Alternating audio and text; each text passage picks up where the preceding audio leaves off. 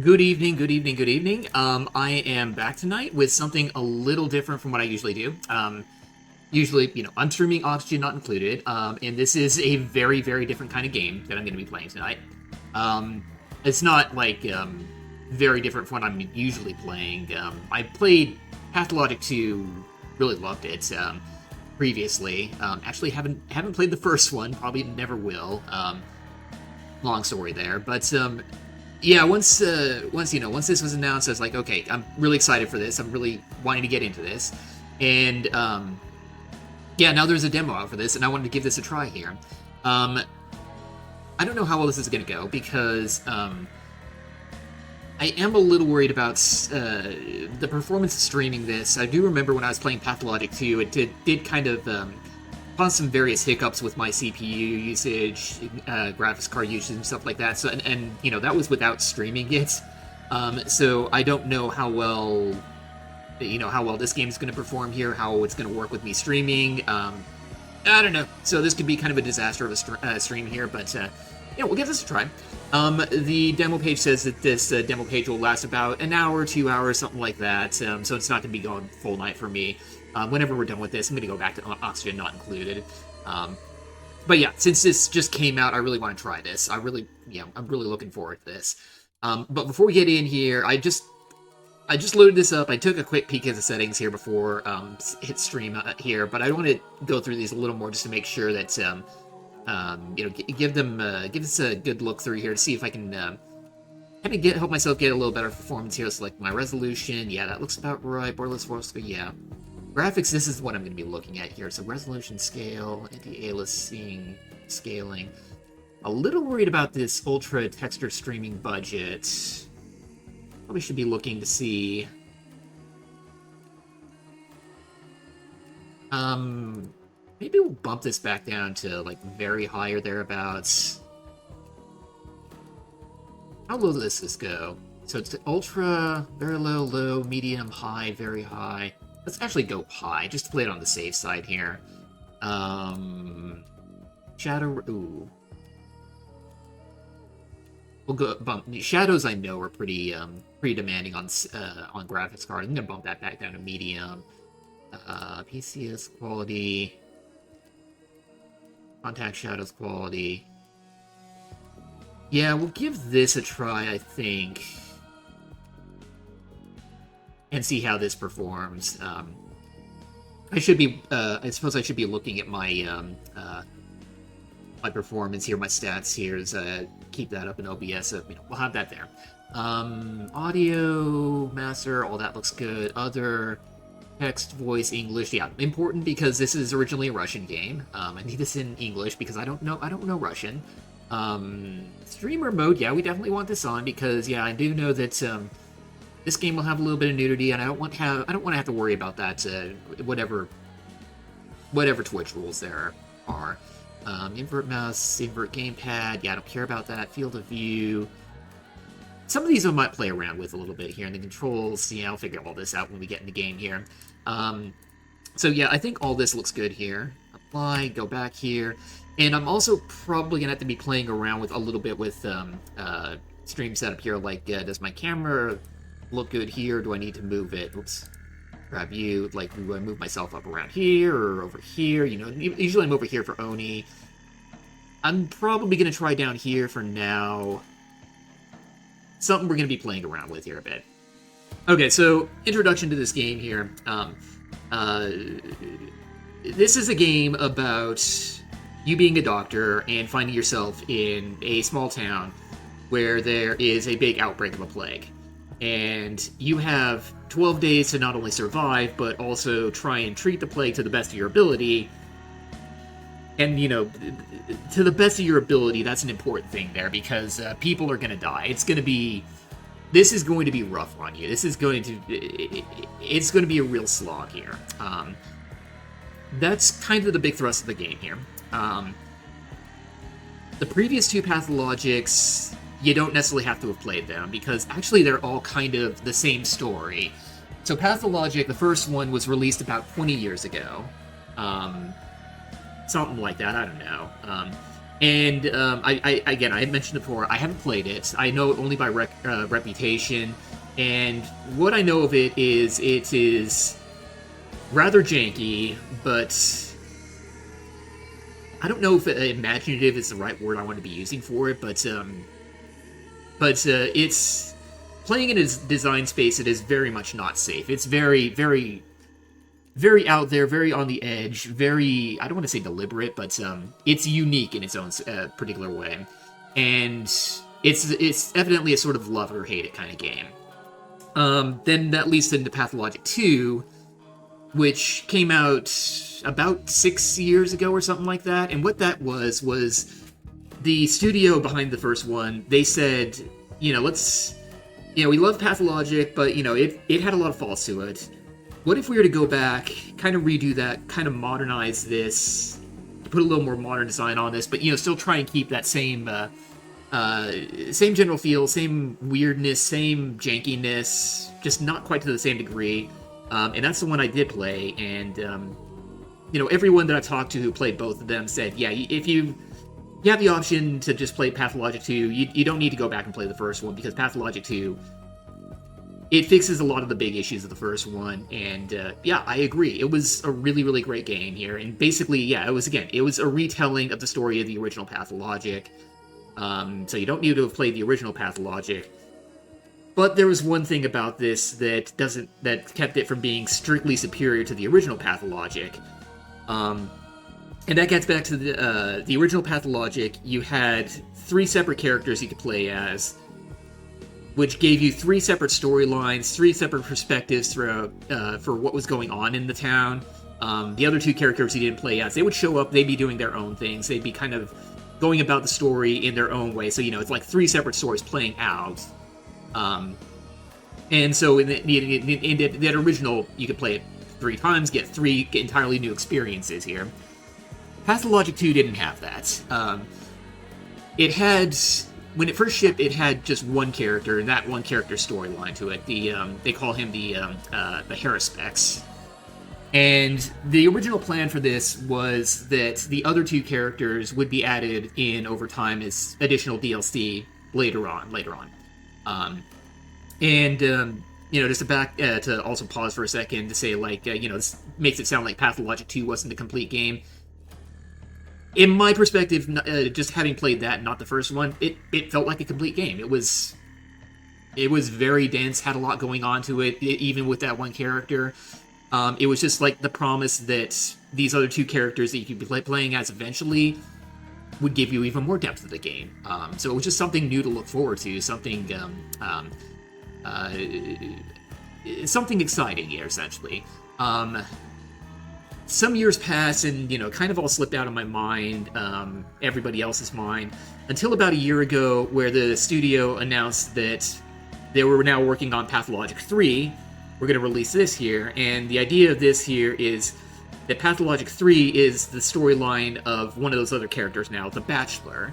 And there was a little bit of consternation about, is this going to be, is this a cash grab? Is this something that really demands an entirely new game from Pathologic 2 rather than being an actual just DLC that you put on top of Pathologic 2 or whatever? And, they were saying, this is a pretty significant rework, trust us on this. And I am actually inclined to agree with them, because they did also, this isn't the first demo for Pathologic 3 here. They did put out another demo over the summer, spring, something like that, some months ago, called Pathologic 3 Quarantine.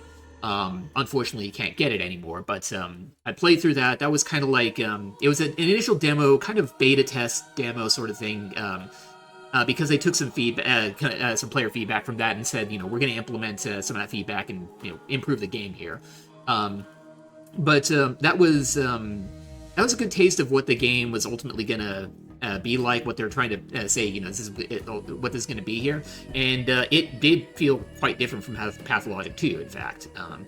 It's the sort of thing where, a lot of new systems, a lot of rejiggered things, that it really didn't feel like DLC for Pathologic 2. It really did feel like an entirely new game. So that was, a nice 1 hour experience, 1 hour tease of what we were going to be getting. Also, still kind of rough around the edges because again, they were getting feedback from the game, and they promised they were going to be implementing that feedback in future versions in the final project here. And so here we got the demo for the full game. It's now got a release date, which is actually just revealed today, January 9th, 2026. Originally, it was supposed to be 2025, some unspecified time. 9 days late. I'll take it. So presumably, we're going to see a lot of the additional feedback in here implemented into this demo here. And what they say in the description is that what we're going to be seeing in this demo is actually quite a bit different from what we saw in Quarantine. So everything that we're going to be seeing here should be entirely new. And so, yeah, I'm looking forward to that. I'll say that I am intrigued by what we're seeing with this new game here. A lot of the new systems, the whole medical diagnoses, the investigations, that sort of stuff, and like the town management part of it, I guess you can say, it does look really interesting. It does look like it's going to kind of scratch a bit of an itch for me. The one concern I have about this so far, and this is just from playing Quarantine, is it does feel like they are really de-emphasizing the survival aspects that were part of Pathologic 2 and the original as well. And like you go into the plague districts or the burnt down districts where you've got hostiles trying to get at you and infect you or rob you or whatever, hurt you some way or another. It did sort of feel like what they were presenting there did sort of feel rather extraneous, not necessarily well developed. Why is this there kind of thing? And some of the investigations, the medical diagnoses, it felt a little railroaded, a little like there's only one right way to do things. All of this, I think I could probably dismiss or assuage my fears on this based on the idea that this was a demo. This is kind of introducing you to all these new systems. They're not going to throw you in the deep end immediately. But I think going into this demo and the full game, that would be kind of like my big concern with how Pathologic 3 is going to end up. And I hope that they are able to give us a proper amount of depth and proper amount of challenge, and challenge especially because previous games were defined by that. These are games that are supposed to beat you down, make you feel like you're just scraping by barely by the skin of your teeth here. And it just didn't feel like the previous demo had that, or at least didn't really feel like it was promising that was going to be a thing that was going to be happening. But I don't know. We'll see what's happening here. I'm just mentioning this all up front here because, this is just like my thoughts here. This is my, talking about my expectations of what this demo is going to be, how it's going to play out here. And I kind of want to, I don't know, after the demo, kind of want to compare my experience to what these expectations are, how well they met them. And so, yeah, I just wanted to make note of that beforehand. So let's go ahead and play here. New profile, yeah. New profile, whatever. And so the previous Pathologic 2... I'm Daniil Denkovsky, Bachelor of Medicine. My research into the limits of human life has brought me renown. I've devoted all my energy and remarkable intellect to combating the greatest fear that binds humanity. The inevitability of imminent death. Seeking proof of my theories, I traveled to a small, steep town to examine a person of phenomenal longevity, Simon Kane. But I walked into a trap. The moment I arrived there, an unknown disease struck the town. It devoured the town like a wildfire. Its contagion and lethality surpassed anything humanity had ever faced. And I became the only doctor standing in the way of this unprecedented pestilence. I'll say Pathologic 2 and Quarantine had an opening that was quite a bit different. They started you basically at the very end of things where you had all failed, and it's kind of a case of, and I'll pause here for a second, where yeah, your doctoring had failed, everything had gone terribly wrong, town was basically on the precipice of ruin here. And it was just kind of a flashback in various ways here, like the Bachelor here has a sort of time traveling ability, evidently, so he was able to kind of rewind time and go back and think, like, okay, this is how I'm going to do things differently this time. The Harrispecs in Pathologic 2, good lord, that's even weirder. He encountered a character who was implied to be, I don't even know how to put this, kind of the director of what's all going on here, treating it as though the plague going on through the town here is an actual play, a production going on in the theater, and no, this whole thing went wrong. This rehearsal was terrible. Get in a new actor. We're gonna do this again. We're gonna run this play again here. We're gonna run this production again, and then you get sent back to the beginning.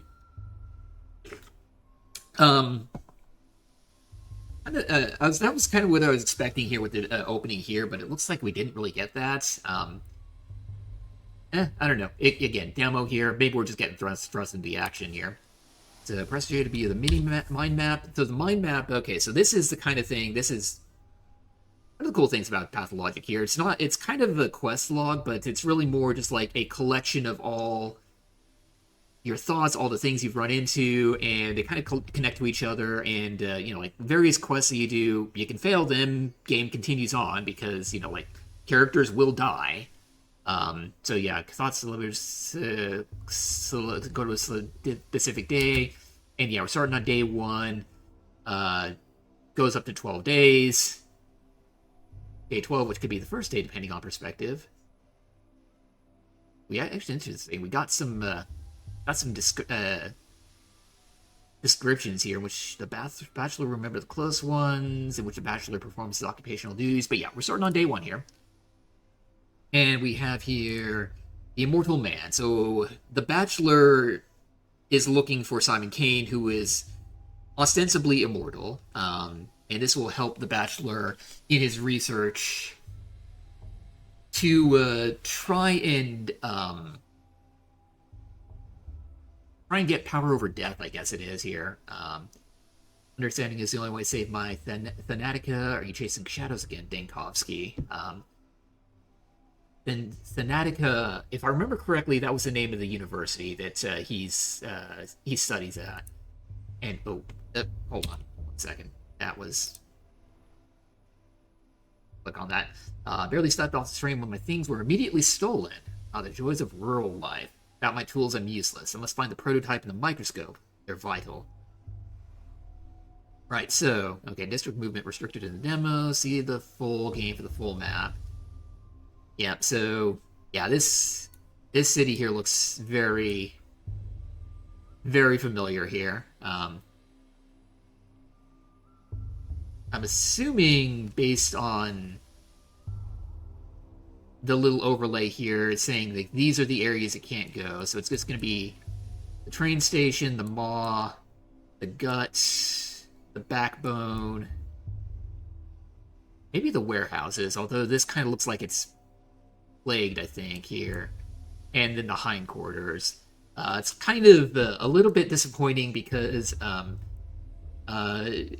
there are 2 separate points of interest that I think are really interesting, that when you see them, it's just like, whoa, what's going on here? So the first one over here is the abattoir. It's basically this big mountain where the steep people, the people who live down here and outside the city, they do some work in there. And and a lot of them live in these 2 buildings right here called a termitary. That was really interesting because you couldn't get access to them in Pathologic 2 until, like, day 9 or thereabouts, and in the meantime, you're just looking at this place being like, what is going on in here? This is crazy. And then the other is this thing over here called the polyhedron. And it's kind of described as like this MC Escher-like building where it's sprouting out of the ground, and you look at it and it's like, this is impossible architecture. How is that happening? How is this standing? This is... Don't know how. They kind of describe... they give an explanation to Pathologic too. I don't know if it's really true or not, but either way, this right here, the polyhedron especially, it's amazing to look at. It's crazy weird. But anyway, so we arrived by train, and here's where we are. We're luggage stolen, no choice but to start searching for it where I arrived. So I think we're going to start talking to this guy right here. I say, a living, breathing person stepping off our own our train. We got these options here. So one of the things that's also going to be kind of weird about this, I expect this to happen, is you start talking to someone, characters might be voiced, but what they're going to be saying isn't necessarily this dialogue right here. It's going to be something different. That's one of the weird things that this game does. So I might be pausing a little bit in conversations just because that weird thing's going to be happening here. So let's see here. So knowing the Bachelor, the kind of person he is, I'm going to go with this option right here. Why are you staring at me like a cow at the new gate? My luggage is being stolen in plain sight. Right, but do you city folk always take 20 trunks of shirts with you? Or did you manage to cut down to 10, sir?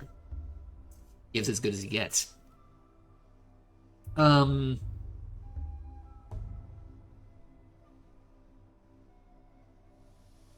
yeah, we're gonna go full asshole mode here. Shirts, you dimwit, my equipment's in there. Do you even know what a microscope is? Let alone the one-of-the-kind anti-dispersion device prototype? Well, why didn't it make the kids disperse? Anyway, yeah, first option here. I mean, it's anti-dispersion. I mean, it's not for that any more than microscope is for hammering nails, which the children are probably already doing while we stand here talking. Hammering nails is usually best done with a hammer. Says so right in the name. Are you gonna help me catch the thieves or not, genius? It's just kids being kids. No need to be mean to them.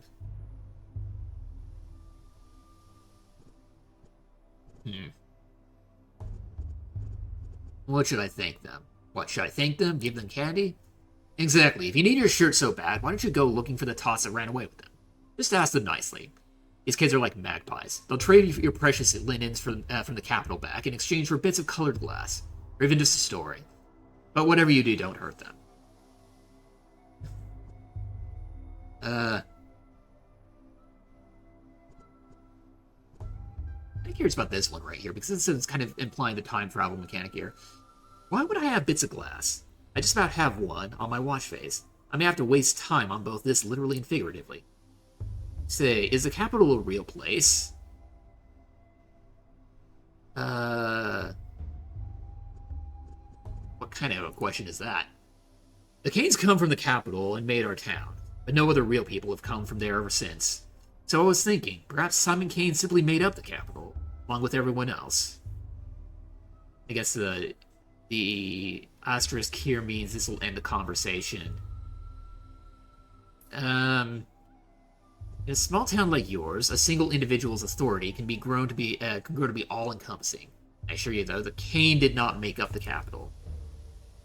Alright, so sometimes I need to take a step back from the moment and think logically through something. Helps me piece things together. So we did see a little bit of this in the quarantine demo.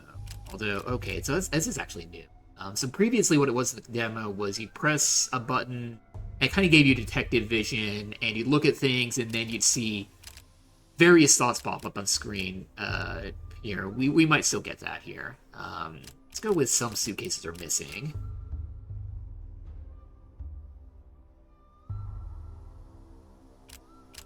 Street Sweeper says no one here will help me find the missing items. Follow the thieves' trail of ripped suitcases. Let's do that here. With them. Yeah, the most important thing is the microscope and the experimental prototype. Alright, so that's what we're thinking here with the microscope. So this is...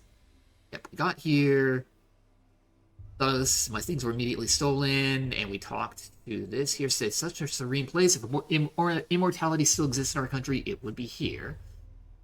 Locals treat the children with strange deference. I'll have to catch the thieves myself. New shoes. May I introduce you to Station Mud? Alright, so we're going all the way down here. Treasure trail of my eviscerated suitcases leads in this direction. Also, I'm kind of curious. I see my inventory here. Do we have anything? We've got the pocket watch right here. I don't think we can equip it anywhere. Yeah. We got option for a weapon here. We got another weapon here. Saving the last one. Yeah. Two-shot pistol designed by Jacques Debut. Tiny and non-threatening. I'm saving the last one bullet from one particular purpose. Probably himself. And then this here, I think, is the experimental prototype. And health meter right here. And then we've got this, the mania and lethargy meter, I think it is. We'll come back to this in a bit. But yeah, health is kind of the big thing. Yeah, so, okay, so in Pathologic 2, there were other meters here, like hunger, thirst, infection level. Looks like we're just kind of flattened down to these two. Health and this seesawing mania and lethargy. Apathy is what it is. Alright, so I need to reorient myself. Looks like we're going in... Oh. Some objects can be useful. I can spot them if I press Q to concentrate. And I was accidentally pressed that. I'll take that, though, because I saw that going on here. Some thoughts will affect your mental state. So, like, there... Yeah, there we go. So that's what I was talking about with, yeah. Various things the kind of the detective vision and mind that sort of thing. So, okay, so we're seeing this right here. No discipline, no toothbrush eater. Paid for to pay me if I look around looking like that. Let's talk to this boy. Hey, eyes on us. The thief's seen us. The thief. Mr. Thief, are you for real? Say something in thief speak. What do you mean, Mr. Thief? You're the ones who stole my things. Thief! Thief! You stole the train's heart, you did. Just ripped it out and stole it. Now it'll die without a heart. I haven't ripped out anything. Did the train stop? It did. Doesn't move no more. Not moving means it's dead. You climbed out and it died. That means you killed it. Thiefiest thief.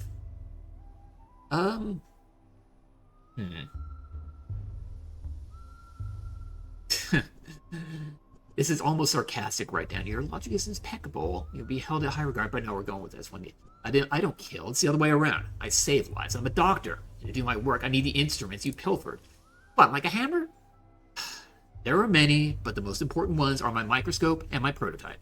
Forget everything else if you must, but please return those at least. Hey, hold on. No need for all the begging and the politeness. What'd I even do to you anyway? I didn't take nothing. It was all Jekla. Jekka. That's a new name.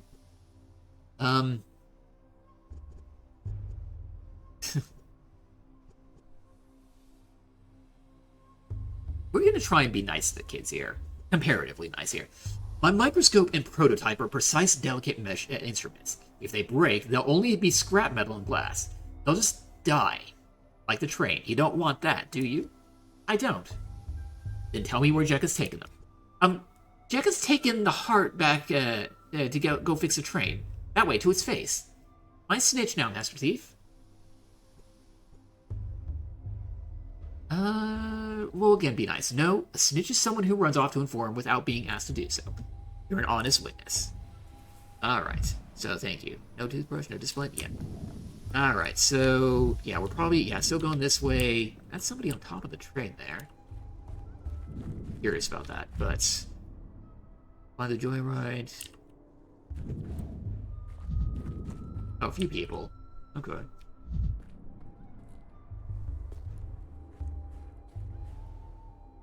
Fragile ones didn't break.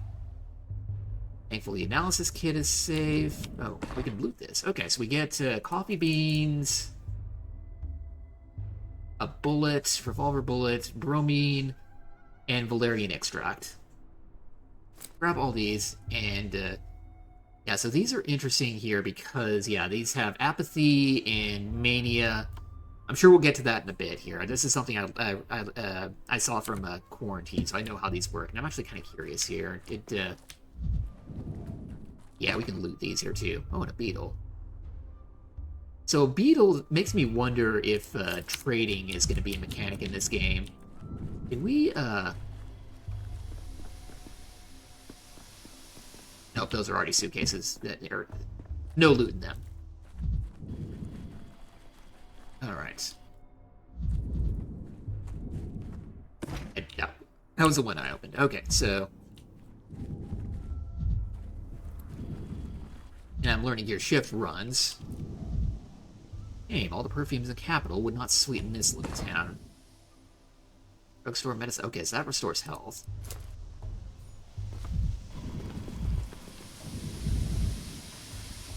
Travel lighter. Yeah. But, yeah, we're getting stuff. Oh, and water. Belladonna. Belladonna is new. Water is interesting here because I'm not seeing a thirst meter. But maybe, again, maybe it's a tradable sort of thing. Alright, and there's the kitties. It's my prototype in their hands. They're not bashing it against the rocks, at least. Hey, back off you! Get away from the girls! And for me, too. I ain't afraid of Uncle Roan when he boozes up, and I ain't afraid of you neither. I got a knife. You can't hurt us, got it? Who's this up? What the hell are you talking about? Not drunk. Your hands are shaking and you got those crazy eyes. Uncle Roan's gets those eyes too when he reaches for a second bottle, and the shaking, it starts a fight. But don't even think about starting any trouble with me. I got a real knife, I do.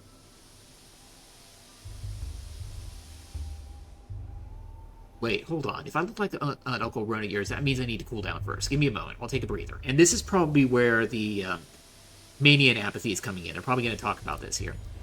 Yes. Hard for me to talk to people when I'm too apathetic or manic.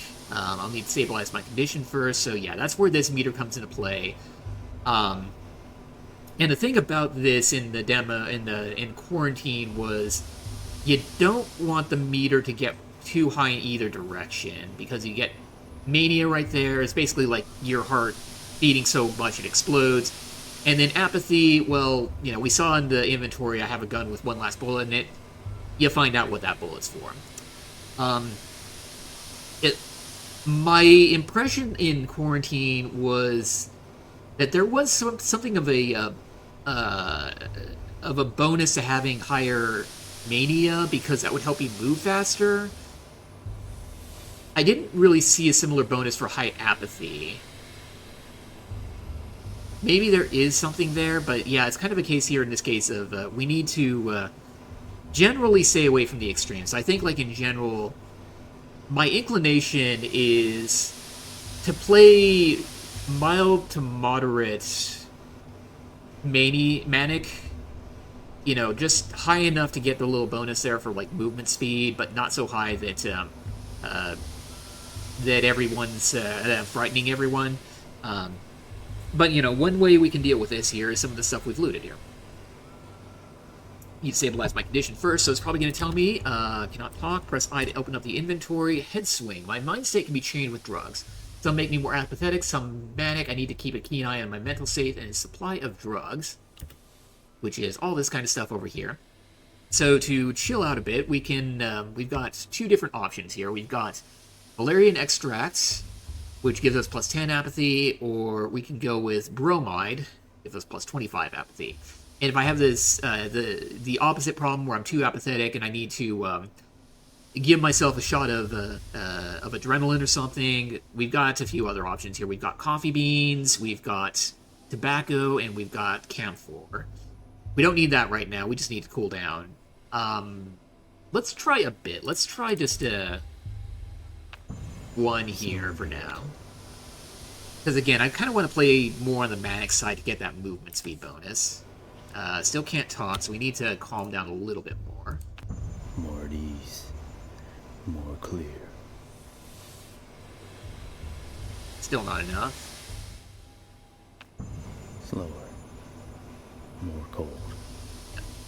So that's almost bound down by about 30, whereas one shot of bromide giving us 25. Still not enough. Okay. More blunt. Not so sharp. There we go. That's enough. It's quiet. It's dead already. Dead heart keeps beating for 40 days. That's what my mom says. It couldn't have been dead that long. Do it. Tack it on. It won't fit in there. It just won't. Told you we should have stuck it in the belly, not the mouth. Life's in the belly. Everybody knows that. Nope. A locomotive's life sits in the front with the driver. That's where the fire is, so the heart should be it too. That's what Boulder told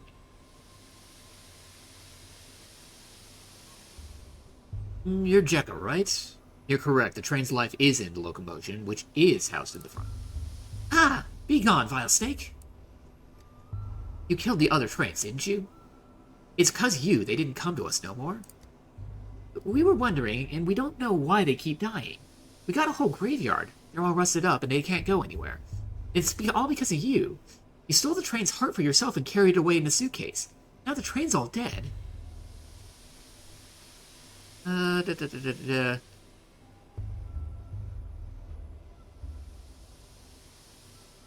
mean, this is the logical way to be it, but I don't think these kids are playing logically. We'll go with this third option here. You said yourself the train's heart is at the front. I rode in a carriage in the middle. How could I get to the heart then? Through the bowels, like all men could do. Kind of a callback to Pathologic 2 there. Don't know. You might learn what Menku are in this in Pathologic 3 here, but they play a much bigger role in 2. That's what the that's far more related to hair specs there.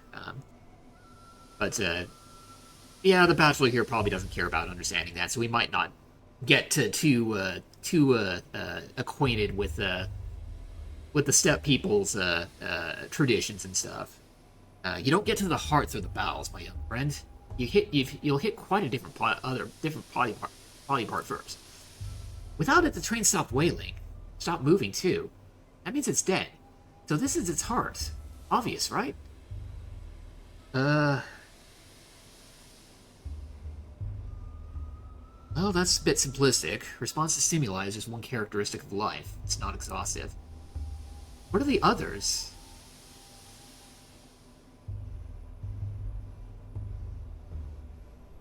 I'm gonna say adaptation. Heredity doesn't make much sense. Mortality, I mean, they're already talking about the train being dead. I don't want to go down that route there, so we're gonna say adaptation.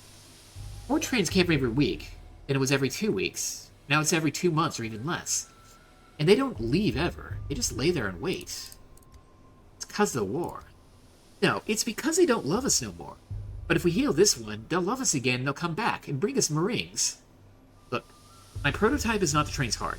It certainly won't repair it. But it is an interesting thing in itself, so let's make a deal. You give it back and I'll tell you how it works. I don't know. How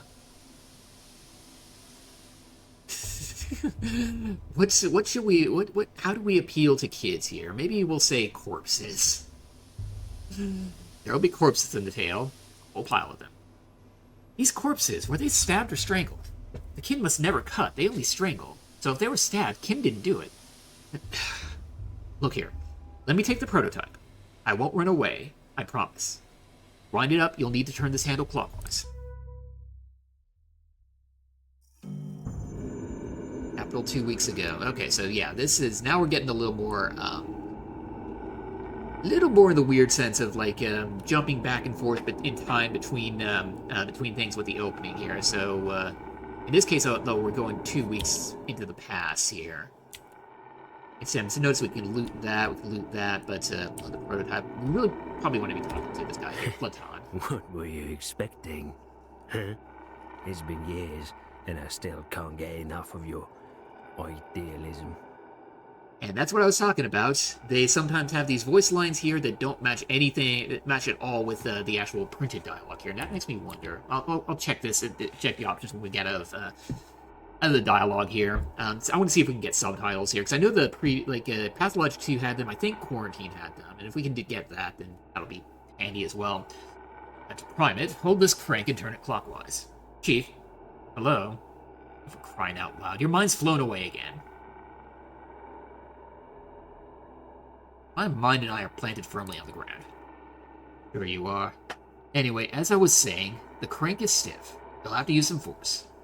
Platon, are you crazy? There's a gas leak. What did you call me in here for? You have to seal out the morgue and evacuate quickly. No, Daniil. What we must do is load that prototype you're fiddling with and use it to get into the morgue. A woman rose from the dead in there. It will be, I think you'll agree, extremely frustrating if she dies again. We must get her out. If she dies again, extremely frustrating. Yeah, that's kind of understating things a bit. But yeah, what's this? Risen from the dead? I was collecting tissue samples to determine the onset of rigor mortis when I heard a noise. I turned around and, holy smokes, a woman was sitting up on the gurney, stiff as a poker, grasping her throat. I started toward her, but then I smelled the gas and pulled the alarm lever. I'm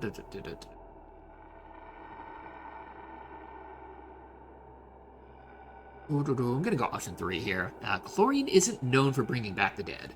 But if the woman was brought there by mistake, alive, perhaps the gas could have irritated her mucous membranes enough to wake her. Chief, you're braiding another one of your chains of hypotheticals. We need to get practical observations. Pull out the patient, then write the monograph, not the other way around. You're right. Tell me what I should do with this device. This prototype, I think you called it? I already told you, but fine. Let's go over it again. You're holding an experimental prototype meant to dissipate tuberculosis miasma. Remember the consumption task force? Kaufman, Gorski, Anna Stein? Of course I remember. In the wake of Bazin, they were commissioned to make a device to dissipate miasma. But I believe it was meant for something other than tuberculosis. This magnificent This magnificent gizmo disperses an aerosol of disinfectant. First, you load the prototype. There's bottles of solution in the beige cabinet. Best set it on the table while you load it. You can't do it while holding it. We kind of talked about it, though. I wonder if this will work against fluorine, though considering it was designed for mustard gas. Next, you wind the prototype up. Climb it, hold this crank here, and turn it clockwise. Crank is stiff, right? So I have to turn it with some force. How did you guess? I was listening to you. And then I just release the contents into the gas. Correct. Wind up the crank, then release. The gas should dissipate theoretically. Wind, release, dissipate. Repeat until you reach our resurrectee. Just remember, the chlorine will keep coming while our supply solution is finite. Just try to be as efficient as possible, Chief. And what about the deceased woman? Where is she now, and what is her and in what state? The formerly deceased woman, Chief. Before the gas became too thick to see through, she was sitting on the gurney at the opposite end of the morgue. From there, I know as little as you do. She may have gone back to being deceased. I like this second option. We're gonna go with this. The chances are infinitesimal, but we really are dealing with spontaneous resurrection. And if we lose the patient, I'm gonna commit some crime against humanity. Alright, so this is the prototype, and this showed up in Quarantine too. Kind of talked about, we're talking about like, there we used it as kind of a dispersion against the plague, kind of like to protect against plague clouds there. We'll probably get to that here. So let's see, Maddox, the longer I hold the crank, the stronger the effect. Clears the miasma in front of it. Need to spend fluid wisely. The more corridors is like a maze.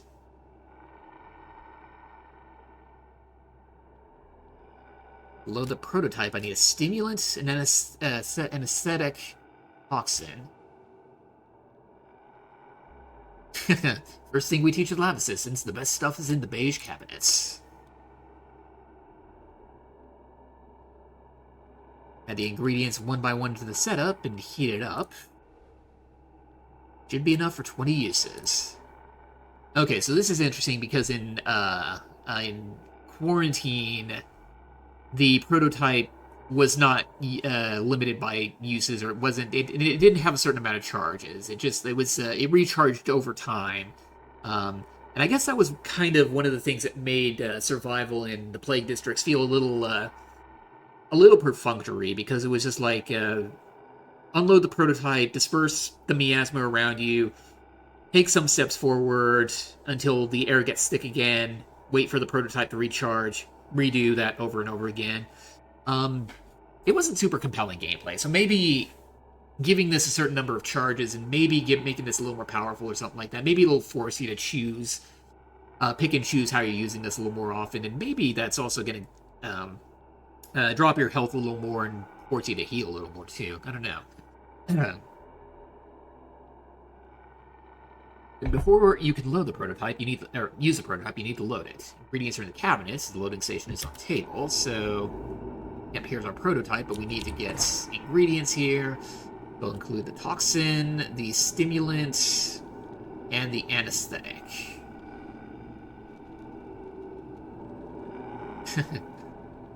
Shortages of stimulants are a persistent issue. Students borrow them to prepare for exams, then forget to return them.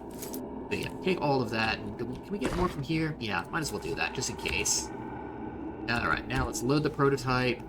This excellent solution contains 3 ingredients: a stimulant, an anesthetic, and a toxin. I need the items put the items in the slot, then press the load button. So, boom, boom, and boom. Load it up. Prototype successfully loaded. It should be good for a little while longer. Alright, so then the question is how we use it. There we go. Hold the left mouse button to charge, release when the pendulum stops. And there we go. That's what we're trying to get through. We see a little bit of mist right over there. Just kind of curious. Is there other stuff I can get over here? No.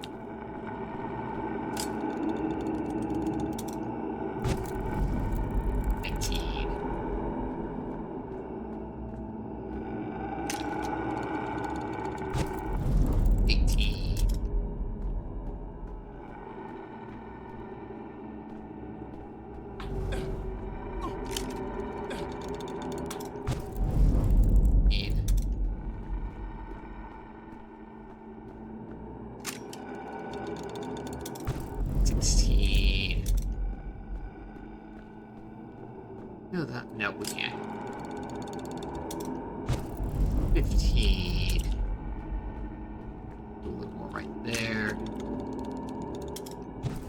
14. Dispersed right there. There you are. God, are you death? You have death's eyes. Dead people don't cough, which means you're still alive. For now. The end of the tunnel. There's a second tunnel. Let's see. You can tell me everything you've seen in your posthumous visions later. We need to get you out of here at once. Boom, done. Okay, so that was kind of a flashback to the prototype and giving us a quick introduction of how to use that. My headphones here. At the end of the tunnel, there's a second tunnel. What does that mean? So was I telling Jekka the story about that?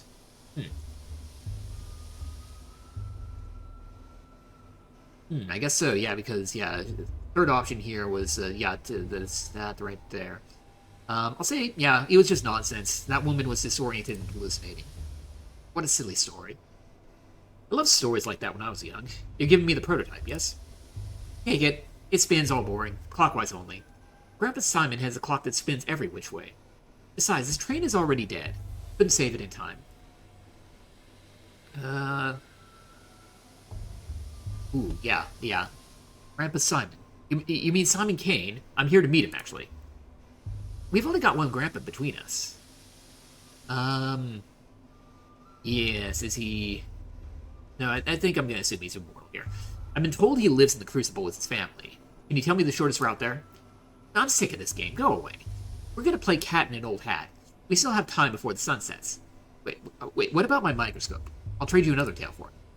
We didn't take your microscope. Well, where is it then? If the prototype is my right hand, the microscope is in my left. I can't collect data without it. Oh, the dog hats must have taken it. Han and Not King got a deal. All the war spoils get split down the middle. They don't care about hearts, not in any of their many faces. Why would they need another one? What does your microscope do? Is it alive? Yeah, I know these guys. Dogheads, Khan, Notkin, yeah, other characters that became intimately familiar with in previous Pathologic. Um, I'm going to assume that the Bachelor doesn't care about them. He's still up in his own mind here. So, a microscope is a metallic pipe fitted with mirrors. You use it to look at small objects, and it makes them large and detailed. Ooh, a kaleidoscope. To look at the colorful town. You can do it like Capella. Capella's another character. A Capella? I'm not much of a singer. Well, neither is Capella. Yeah, again, character. So, as it stands, you pass my belongings on to some other gang, and I'll need to barter to get them back. Am I right? I must have given it to Capella as a gift. Are you stupid? After what that happened to that stained glass? No, Khan wouldn't have given it to her. If it's something that changes things when you look through it, he must have given it to Grandpa Simon. Grandpa Simon loves things like that. Khan wouldn't give it to anyone, not before he looks at it himself. Or after, either. But he's honest, even if he's wicked. He'd give it back to the owner. If you find him in town, he'll deal fair. Oh, where can I find him? Well, if they brought your micro kaleidoscope thing into the polyhedron, you won't see it again. No use looking there. Try the stairways to heaven. The dogheads like them. Think they look like the polyhedron. There's one right here in the maw.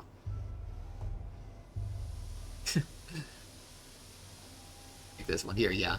You know, after this conversation, with its Capellas, Khans, polyhedrons, I'm beginning to see the shape of the world you live in. It sounds complicated, but it can't be worse than human anatomy, can it? A to view the mind map. So we've gone through here, so now... Yeah, we got the prototype in the capital. It seemed like an amusing trinket, but I'd hate to lose a unique invention, especially one so dear to Platinum. But I lost the microscope. The second tool was stolen by a different gang of children. I'll have to search the town for it. Not the guided tour I was hoping for. So the artifacts here, I'm guessing, yeah, actually, okay, so here it is. The prototype is now equipped. And I guess the microscope is going to go in here. And so, okay, so we're going to have to go back to, now we came from over here, so it's going to be crossing the tracks over here. Was it? Presumably this would be Notkin, who would be over here. Oh, wait, no. He did mention Khan, because we're going into one of those stairways to heaven. And, you know, he mentioned the polyhedron, which is this thing I talked about over here.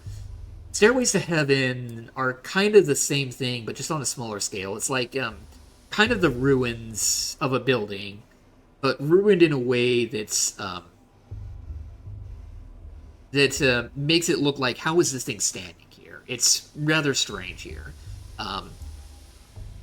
So yeah, kind of the polyhedron on a smaller scale, but we'll go over there and take a look at that. And yeah, I guess that would be Khan. Although my recollection of the map of Pathologic 2 was there wasn't a stairway to heaven right here. Like this right here is a stairway to heaven. There was one, yeah, one over here, one there. Are there any others? I think it was just those four. But, yeah, we'll just go over here to this particular spot on the map, and, again, I need to, right, so it's this way.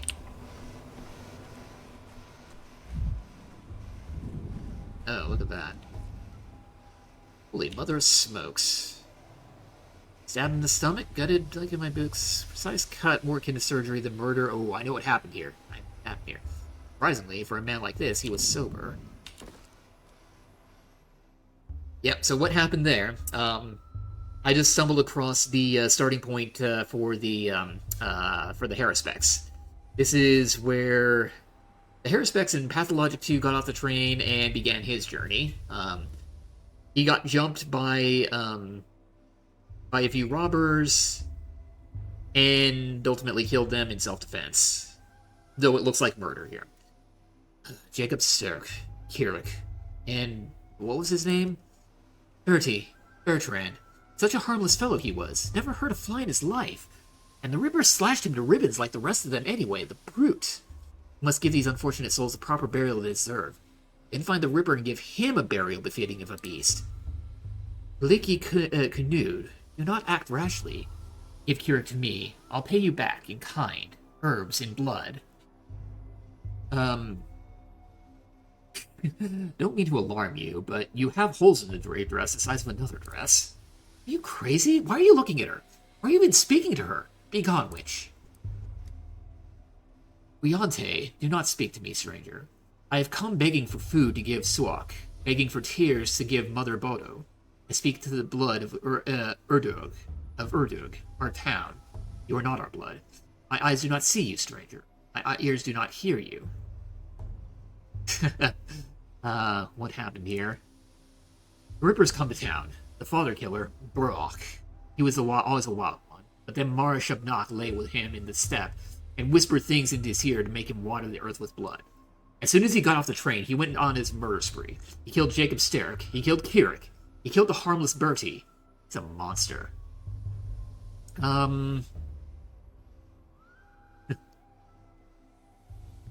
People scoff at me saying our land abounds with analytical minds. Did you deduce all that from simply inspecting the corpses, including the fornication in the steppe? Everyone knows her marks. If the victim's chest was ripped open, Shabnak told the killer where to strike. If a person lashes out like a beast, it's her holding their leash. If you see handprints in the earth instead of footprints. Boyante, hear me out, blood of my Urdug. Swak sings of a fierceness, a sharpness inside the one they call Kirik. Give his body to me. He is dead to you anyway. You will bury him. He will rot away until nothing is left.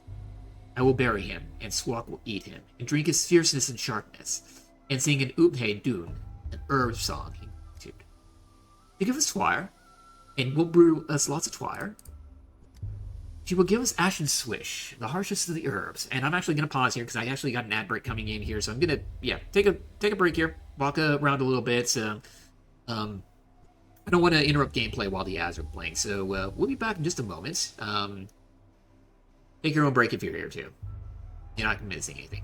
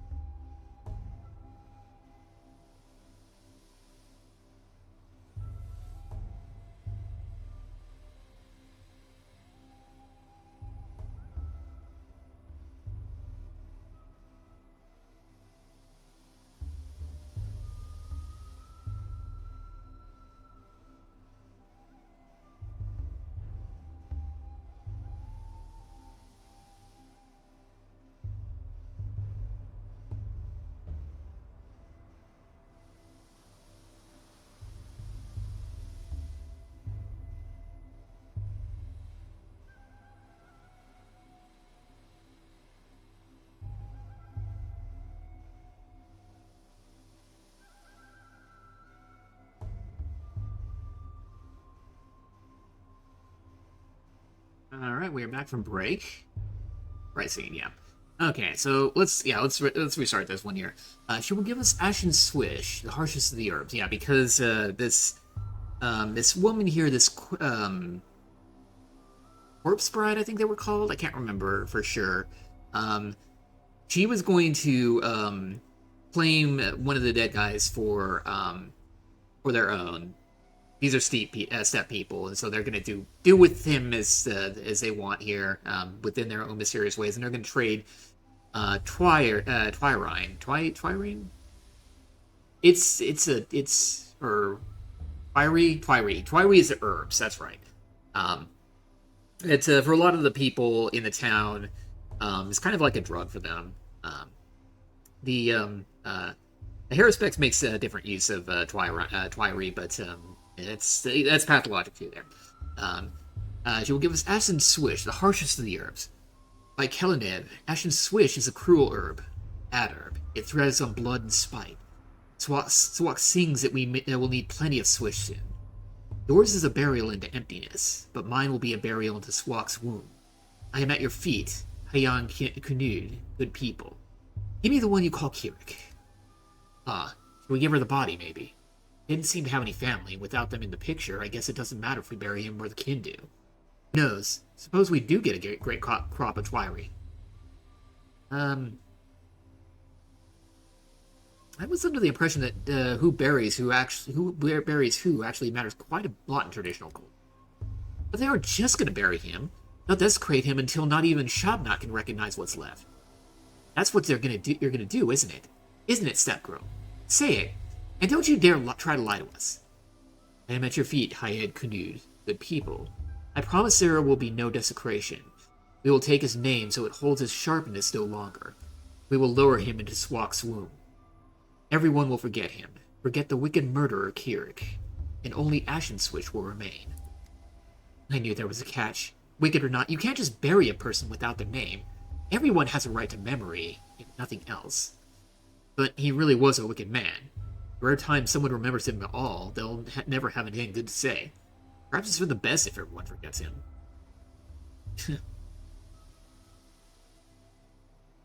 Let's see.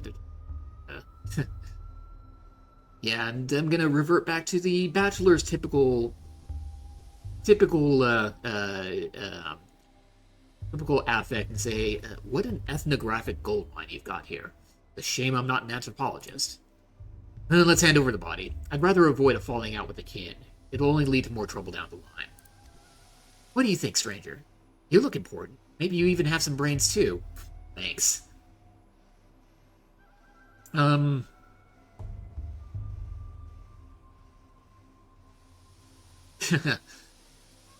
What he'll probably say is, once a person dies, their body is no more than a collection of molecules and tissues. Any opportunity to put it to some use is a stroke of fortune. Corpus non est templum. Thank you, stranger Bayarla. Death came to this town today. Such great death, the likes of which have never been seen before. Today will be a fearsome day.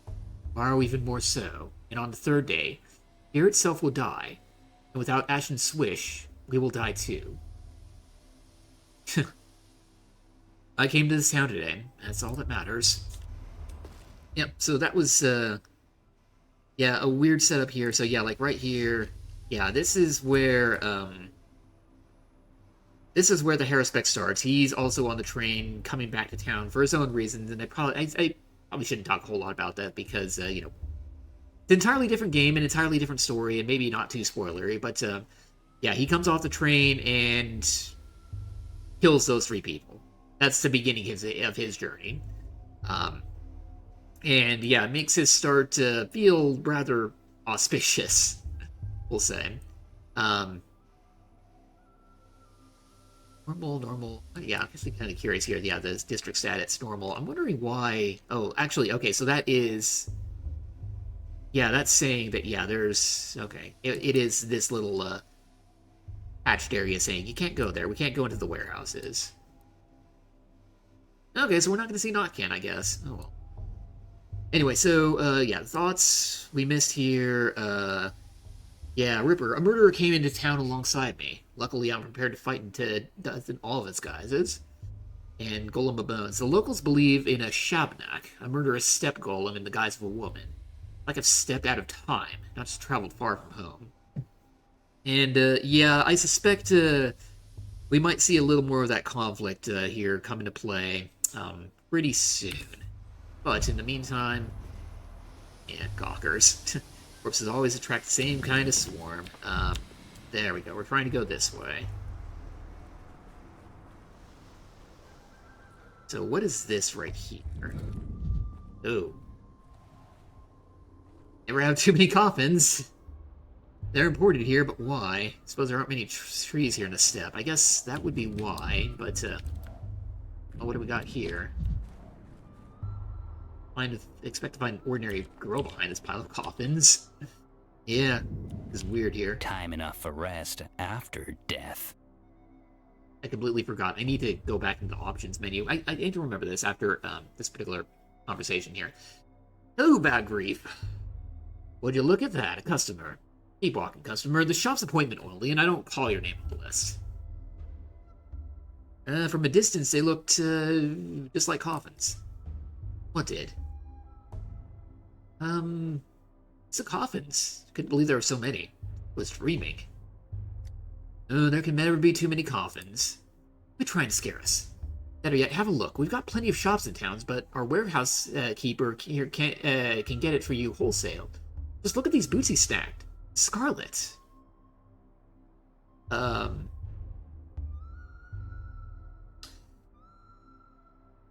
expect him being a little flirt here. Expect a romantic soul like you would be more interested in Scarlet Pimpernickel than Scarlet Boots. Oh, gross. What am I, a herb bride? You run around naked, trampling the grass and flowers. I went around in something pretty. Like, boots from a coffin. A coffin's the best when you need a chest. Checkpoint guard wouldn't dare open it up out of respect. It's inhumane. Meanwhile, it's overflowing with 100 pairs of Scarlet Stefano leather boots, tax and duty-free.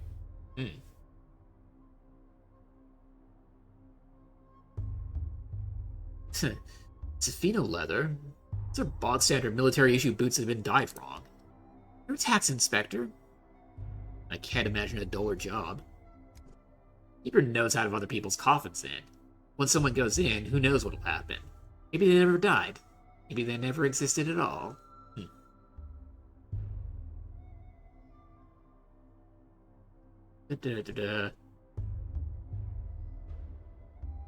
Yeah, I don't really care. Yeah, Bachelor doesn't really care about this. He's more, again, interested in the whole conquering death thing. So option 2 would be what he'd say here.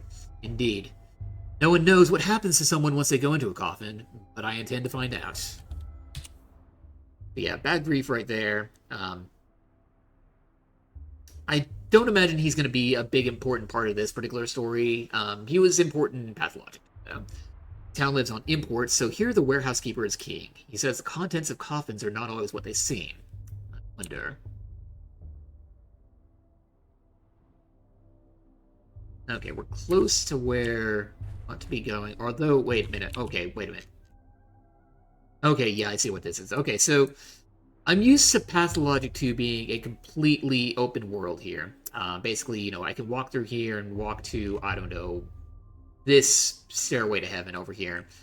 One of the differences in Pathologic 3 here, what we saw in Quarantine, was that each of these districts here are kind of their own separate part of the map here, and the separate areas are demarcated by what we're seeing here, an arch with a clock over it, an arch gateway with a clock over it.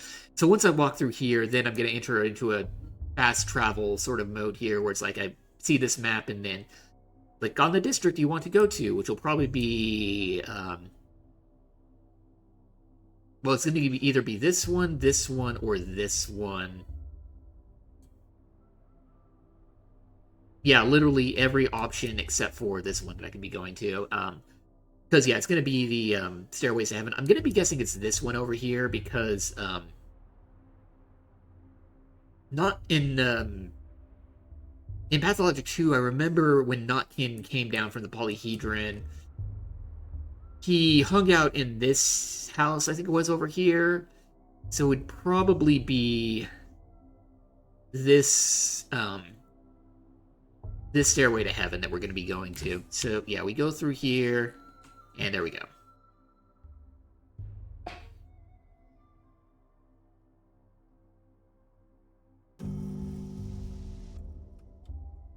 Looks like it. Right, so what we're seeing here, so, this is odd here. Yeah, the way that district movement works, at least in quarantine, was the gates that have a circle on them, they're open. The gates that have an X on them, they're closed for whatever reason. And then, you know, I guess we didn't have the movement in this particular instance here, but usually what it is it'll, again, pull up this map, you click on one of these options, and then you'll see, like, I guess it's, you click on one of the gates here, and then you'll see the guy moving all through here, through there. I don't know, basically making their way to that particular gate. Why there, though? Because this has an X over it.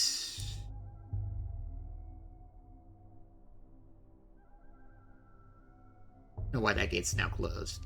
But, yeah, as expected, this stairway to heaven, yeah, Game Chillin' Called the Dog has may have taken my microscope here. Yeah, that's where we're going.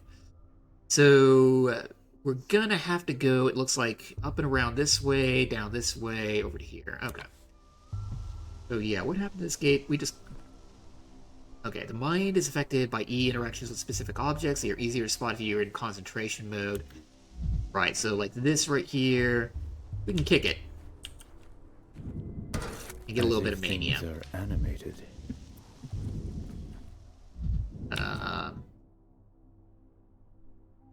Right.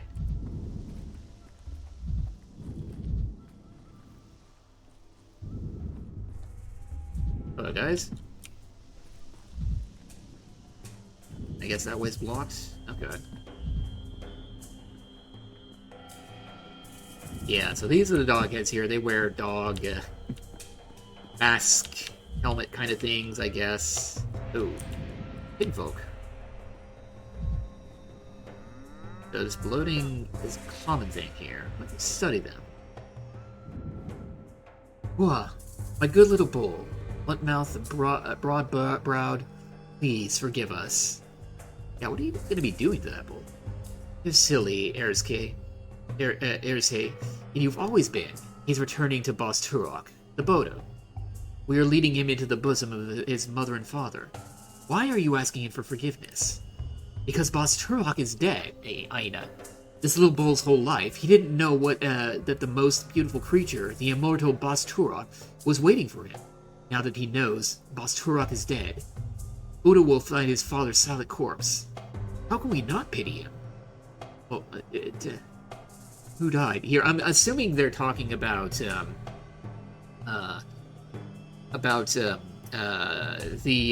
Haruspecs here.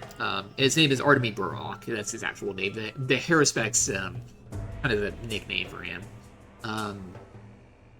But yeah, we won't get into that. I thought you were talking about some kind of... I thought there was some kind of festival happening in town. But you're just talking about death. It's a funeral, Kari-kun. Boss Turok, the father of all Kontaj, people, and bulls, has died. We asked Swak to bring him back. You're the silly one, Aina. Swak didn't eat Boss Turok. How could she? He's bigger than her, stronger than her. The immortal can't be killed. He chooses death himself. We ask Boss Turok to change his mind and come back to us, his children.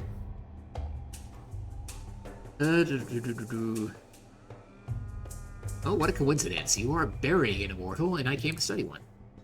All immortals are one immortal, Kari-kun. For death is always one. Therefore, the immortal is always one. It's round and it's orange. Who am I to argue with such logic? Boss Turok is the father of all Kontaj, people and bulls. Now, how can I explain? We herb brides walk barefoot so that we can always hear his heart. Night, it stopped beating. His children are afraid without their father, so we ask him to respond. But I feel he has died.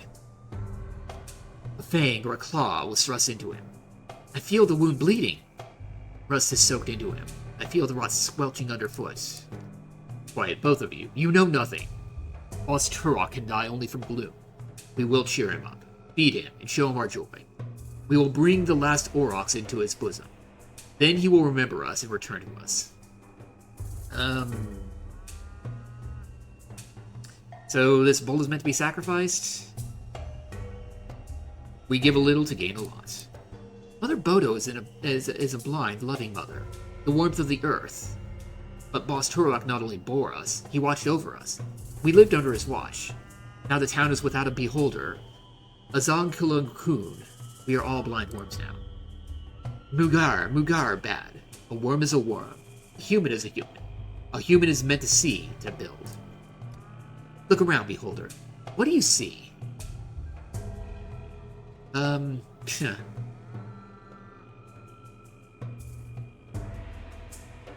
am going to go a little cynical here. That Simon Kane's immortality will most likely turn out to be a superstitious nonsense too. You haven't looked closely. Go further. See our celebration. Look at the last Aurochs. What do you see in all this? Tell Guga afterwards. Aurochs is a big bull, right? Well, I'll look whether I want to or not. I'm reminded here. Settings, audio. Do we have display? Streamer mode, no. Graphics, no. Okay, so we don't have subtitles, it looks like. Bummer. Oh. Okay, so yeah, any dialogue that comes up, any spoken dialogue, I'm just gonna pause and let that speak, and yeah, I don't know. Anyway, let's see, so movements, yeah, you gotta... Yes, yeah, we're just not gonna care about this here. What is... Oh, yeah, that over there, a mirror.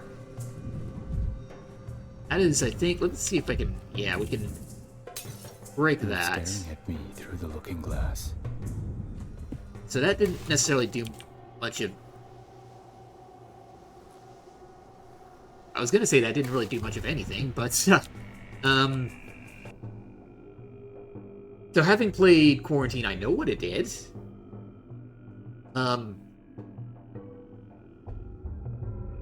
That might be kind of indication of breaking the mirror, and a nice little effect there. I'm not going to talk about what that did then, because that was possibly a little bit of foreshadowing. Anyway, I had ribbons all over town and burned incense everywhere. Beautiful movements. But, yeah, can't talk to anyone here. Instead, we can talk to this guy over here. My eyes touch you, beholder. What was that? Okay, so maybe that was actually a vision I'd see even if I didn't break the mirror. I don't know. But yeah, we'll say that. What was that? I just saw some sort of... What did you see, beholder?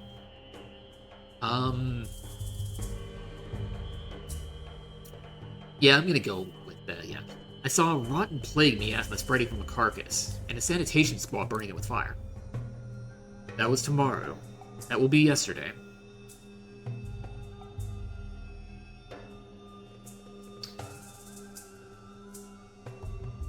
That box syphilis, that was from hat jumps. That makes about as much sense. Well, thank you for your vision, beholder. You see more widely than others. We will remember this. If you see something else unexpected, don't be afraid. It's just the eyes adjusting to our current place and time. Keep moving forward.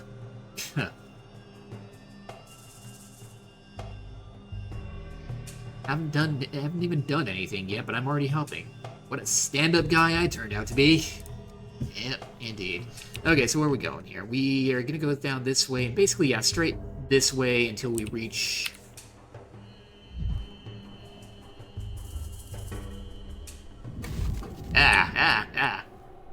Yeah, we're seeing things. We're definitely seeing things here. Art?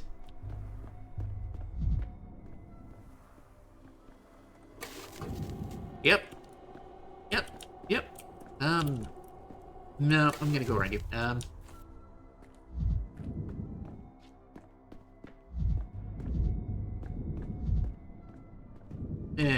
Push that, get a little more mania, get, push swings. Wow, that really gave me some mania. Okay. Alright. Now we've got, some really interesting things here, yeah.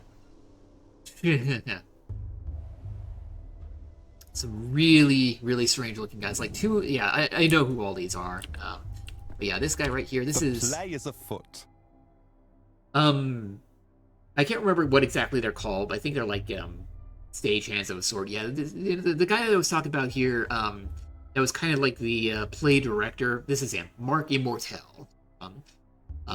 And that name might be a little on the nose here, but he didn't play as big of a role in Pathologic 2 as I think he was meant to in one of these other things here. I think I heard that in the original Pathologic, he was a much more prominent character in the Bachelor storyline, so probably going to see more of him in this Pathologic 3 here. We'll see more of what his deal is here. Ah, there you are, finally. I thought you'd forgotten our agreement. I hope you're ready. Have you memorized your lines? And he's also talking to me like I'm one of the players in his play here. Have time to read any lines? I'm trying to get my microscope back. You see any kids conspicuously carrying luggage? I take no joy in seeing another player. Tragedy, that's what they're called. Who likes to improvise. Your charge is but to read your lines and not invent them. And then these guys here, the executors, these are, yeah, they're wearing plague masks. They're kind of going to be helping, ostensibly helping with the infection later on in the game, but we'll get to that here. Wait, is this really the guy? Looks about the same, but the outfit's all wrong. Did our guy wear a coat? This costume's more suited to an antagonist.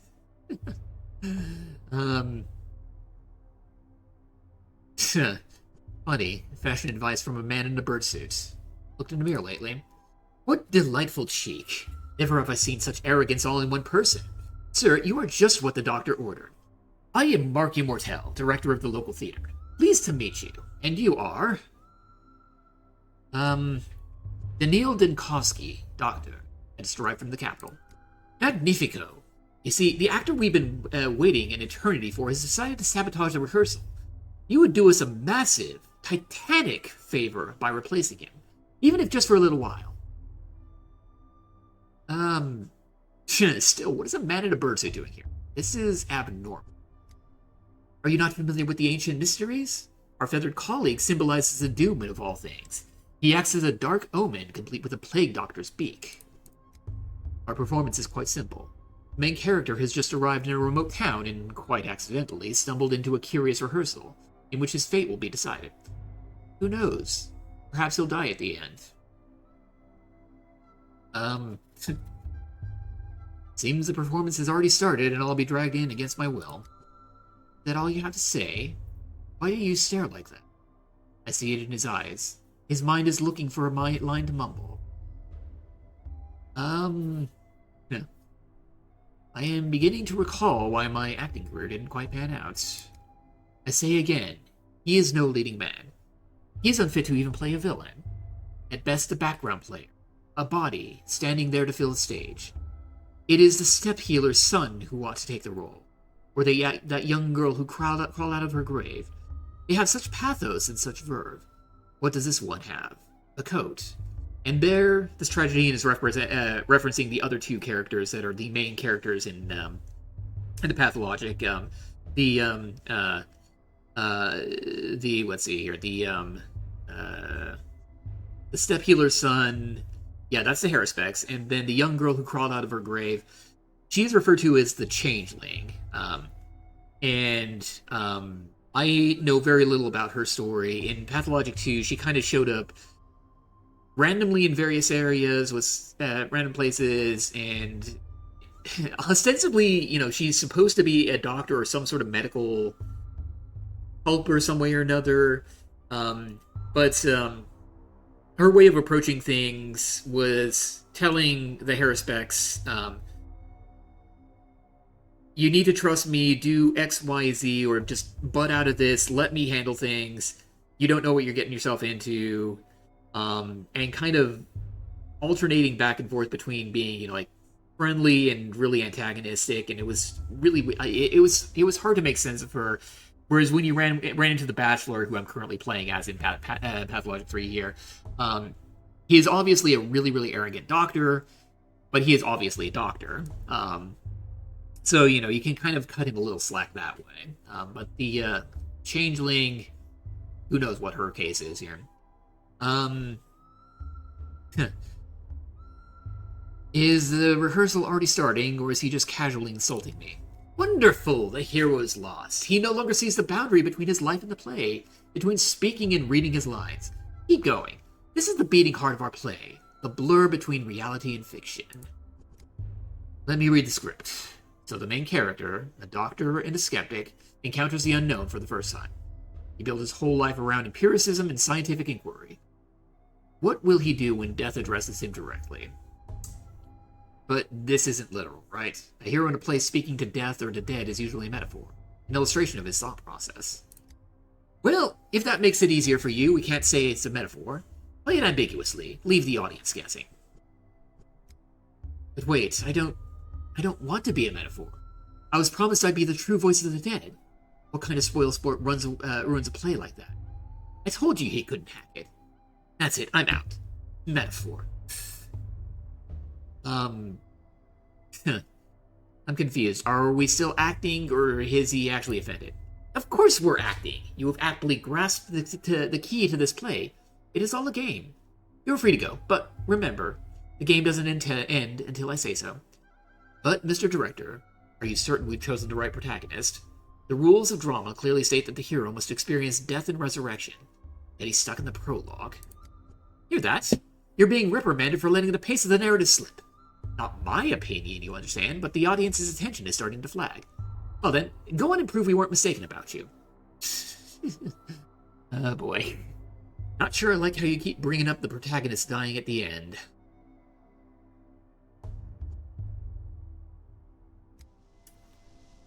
Yep. Okay, so we got a new thought there. Let's see. So, okay, so this is, yeah, lost the microscope. Yeah, we got that on the map here. So, yeah. The world of stage. Oh no. The big city, immersive theater, and fourth wall breaking gimmicks infiltrated this place as well. One aspect of progress I'd hope to escape, naturally. Alright, so, yeah, we're just going straight ahead, and we are going to be... where we need to be going. So, there it is. Okay, so this here is a stairway to heaven. And, yeah, as we... There was another... I thought I saw something. See. Ah! Oh. Yeah, let's maybe not... A little more and I'll be in Death's Embrace. I need medication. Let's do that. Yeah, okay. Okay, we're not going over there to that. Well, actually, I'm kind of curious. Yep, no, we're not going there.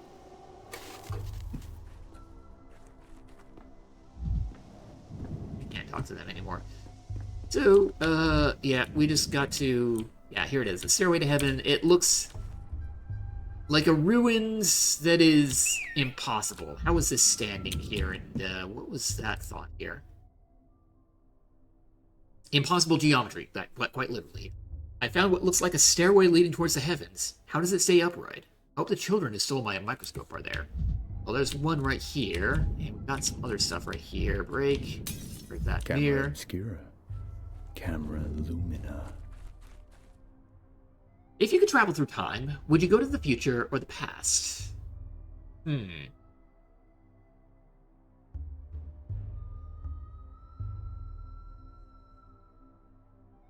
I'm going to say, I live in the present.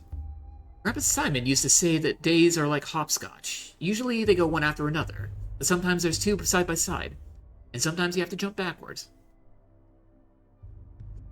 Does Simon Kane know many games? He's the only grown-up who gets games. Everyone thinks they're just silly things for kids, just running around and scoring a point. But Grandpa Simon knows how games should be. I bet he could even enter the polyhedron. And how should games be? If you went to into the polyhedron, you'd understand. Well, whatever that thing is, I've been told I'll never see inside it. My place is with earthly matters, apparently. Answer me. Did you steal my microscope? I did, yeah. I gave it to Phil. He's over there, on the stairway.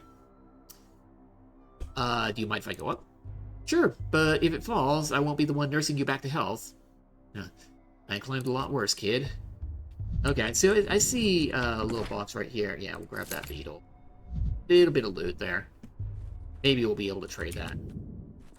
Okay, so I want to be really careful about how I'm going up these stairs here, because in Pathologic 2, you could fall down these things, and you could kill yourself, and death in that game was really, really bad. You really didn't want to die for various reasons.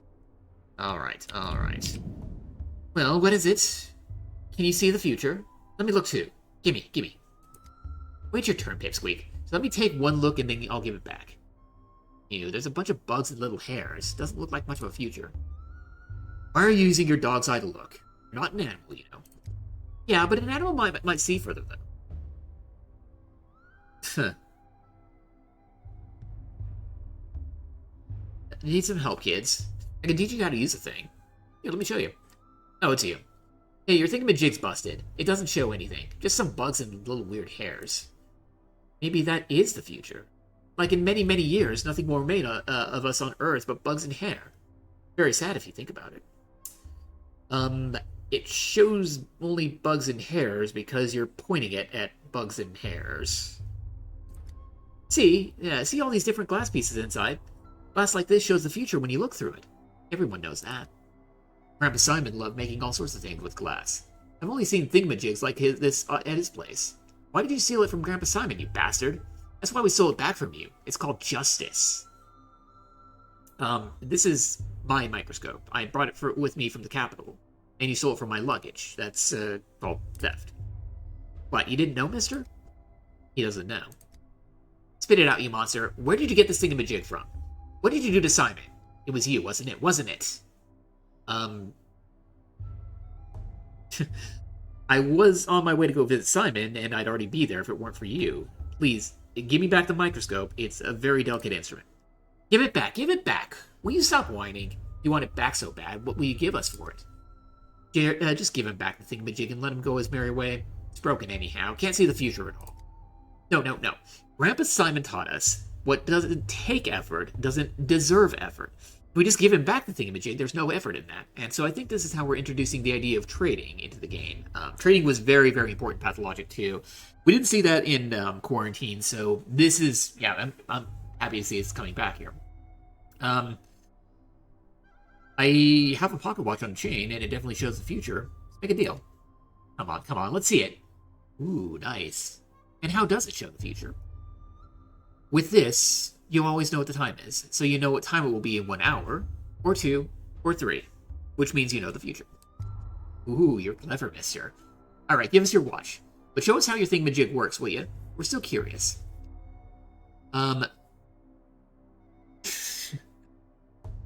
We're going to go with a little bit of cynicism here. Hold on. I need to check if it's broken first. You might have been using it to hammer nails. And yeah, trade. Okay, so. Yeah, to trade an item, I need to put it into the barter slot, which is going to be over here. And then this right here is going to say, this is how much they value this thing here versus how much they value whatever I'm giving them. And how it worked in the previous game was that I needed to either the value needed to even out to 0, or I needed to be giving them more value than what they were giving me. And if I did that, then it would actually improve my reputation within the district. I don't know if we have that in this game here, but we'll see here. So trade an item, put it in the barter slot. If I want something, I need to give something in return. Do that, putting something in my inventory on their side. And fair and square, people won't agree to trade if I offer items less in value than whatever it is I'm asking for. So let's see how much is valued for. 3. How about a beetle? 4 versus water, belladonna. Oh, the watch. That's what they were asking for. Because we've literally talked about that. But generally, I would be more inclined to try and trade them beetles and stuff like that. Because, yeah, kids in Pathologic 2, they liked beetles. They liked this stuff. They, also some other things. But, you know, maybe I'll trade with other kids and make better use of the beetles that way. They clearly want me to trade the watch here. But yeah, Nika gave this to me on my first day at university. The inscription reads, Ad multos annos. So unfortunately, I'm trading away a keepsake for my microscope, but them's the breaks.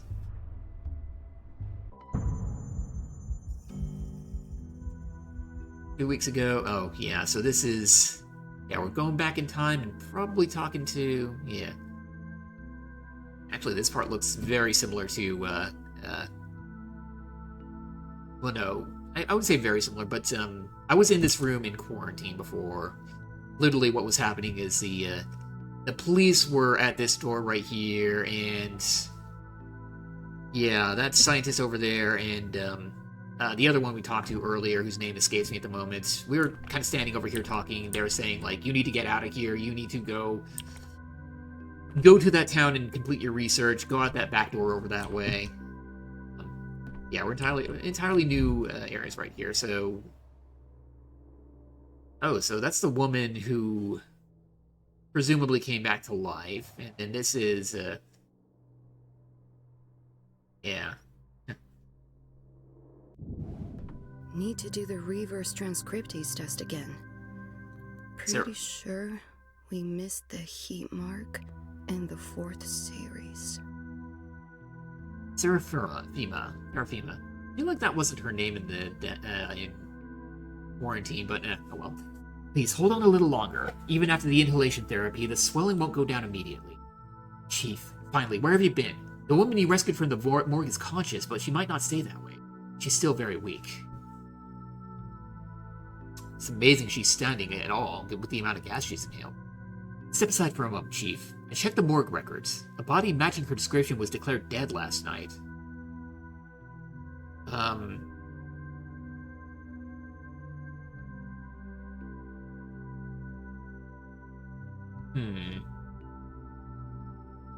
gonna go with the most optimistic interpretation here.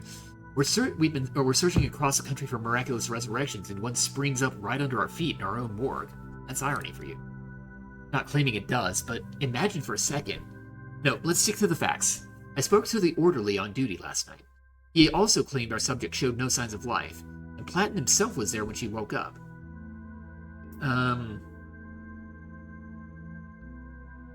Let's see. When I reached this woman through the poisonous fog, she herself insisted that she had died. It's not proved, but she must have had some reason to think that. Can't miss this opportunity. Fortunately, the subject is having trouble speaking. All that time in the gas has weakened her voice. I've rinsed her mucous membranes and performed inhalation therapy, but we can't conduct an extensive interview. Shame, a first-hand account could point us in the right direction, but there's always physical examination or taking a sample. Or examination of her personal belongings. She came into the morgue with some items, though I haven't had a chance to go through them myself. I left them on the table by the back entrance. Will you take a look, Chief? Perhaps there's a clue. Ma'am, will you allow us to examine your things? Hey. Hello, do you remember me? I'm Bachelor of Medicine Daniil Dankovsky, head of Thanatica Laboratory. Last night I saved you from the side of a serious gas leak. Man with death's eyes. Let's not wax poetic. My assistant provided you first aid. I hope you're feeling better, but now we need to understand more about your condition. I died. Tunnel after tunnel. Wait just a moment. I'd like to examine your belongings first. The ones you had on you at the morgue. So yeah, we'll go over there. What is this use? Oh. Yeah, that's... Okay, so this is probably going to be something new, so... Yeah, let's take a look at her things, which...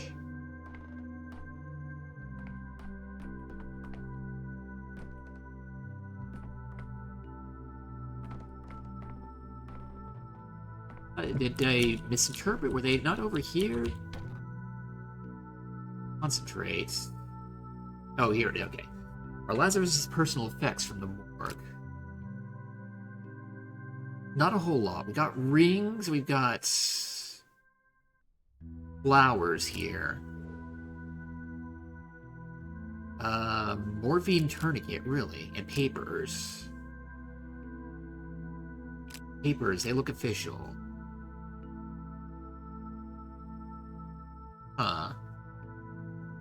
Consent form for the experimental treatment at our institute. Okay, so there's not a whole lot there. The herbs, not a bouquet, it looks medicinal. Did you consult a wise woman instead of a doctor for something here? Have morphine in a tourniquet. For what reason here? Did you suffer from severe pain, maybe? No, and then 2 rings. obviously a pair, but one is really, really big. Like, we're seeing this one right here, comparatively small. What could this be? Jilted fiancé? I'd understand more if I examine the resurrected woman and take a blood sample. Okay. So yeah, we didn't get a whole lot there. That's odd. I don't know what to make of that. Let's go talk to her. Breathing is a bit easier, but talking is still difficult. You can stay quiet for now. I just need to examine you. And so this, yeah, so it looks like here we're going to be seeing the examination and maybe diagnoses. And it does also look like with the microscope, we're going to be seeing like blood tests or, you know, examinations that way. That part wasn't part of quarantine, so that'll be new. But the examination, we saw this in quarantine. Yeah, and it looks like here we go. So, yeah, so what happens here? 1 minute will be spent for each body part, but it looks like we aren't on the timer here, so we can literally observe everything. We can use the camera rotating around, holding the left mouse button. And then whenever we examine one of these areas, chest, back of arms, legs, back of legs, we'll get these thoughts right here. So like pale, gaunt, looks exhausted. I should take a look at her blood sample. Skin here is seriously damaged. Yeah, we can see, I guess, right about here, but I mean, we also got a little bit of a rash over here. Suspect it's due to her contact with the gas. Likely the same for her red eyes and mucosal burns. How about the back? Yeah, same thing, and it's even worse over here. But I mean, it's kind of spread out all over. So how about your arms? Bruising from repeated injections. Consequences of attempted resurrection. Morphine? She did have some with her. Yeah. It's odd, though, like, multiple like, one big one right here, one over here. I don't know how addicts do when they inject themselves, but it feels... I suspect that the injection area would be roughly the same area, and these right here are not even close. These are all over the place, and I don't know, maybe being drug-addled would mean that she's going to be a little more... eyeballing her aim a little more. I don't know. Take a look at the back of her arms. Nothing interesting there. Legs, don't really see anything different there. I mean, like a little bit of skin there's a little weird, but no weirder than what we saw in the chest. But on the back, bruising, redness, rough injection. Seems like she had an allergic reaction. She signed a consent form for experimental treatment at the Institute. I don't know if this is a graphical artifact, but I'm seeing what looks like a little bump right there. Yeah, I don't know. Although, also right up here, it looks like we got a scratch. I don't know. Now, talk back to her. Breathing is a bit easier, but talking... Okay, so blood test. We'll see what we get from the blood test here. So we got, yeah, microscope. A disease affects various bodily systems. The microscope helps identify which organ is affected. Tissue samples are placed on glass slides. An assistant ensures that slides are sufficiently supplied. We have 50 slides left. Okay, so for that sort of interaction, so for the visual interaction, that's a bit resource limited by the time that you spend on that. You spend 1 minute of time for each area that you look at and gather information that way. And yeah, time is a limited resource in this game. So you can't just do complete thorough examination and hope for the best for everyone there.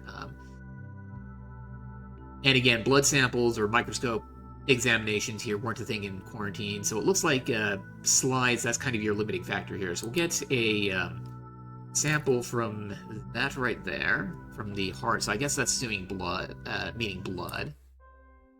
Alright, I can study the collected samples under the microscope. To perform the test, I need reagents. The doctor themselves is in charge of their supply. And so, okay, so the reagents that we saw over here were different from the amount of slides, so put that on here. We have 50 reagents to examine this, so let's take a look. By adjusting the magnification, which is W and S, the up and down button, I need to find red bacteria in the sample to adjust the focus. Yeah, the scroll wheel to adjust the focus to see bacteria better.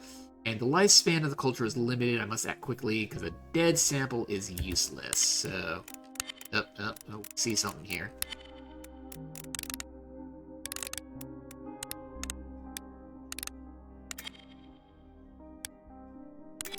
There you are.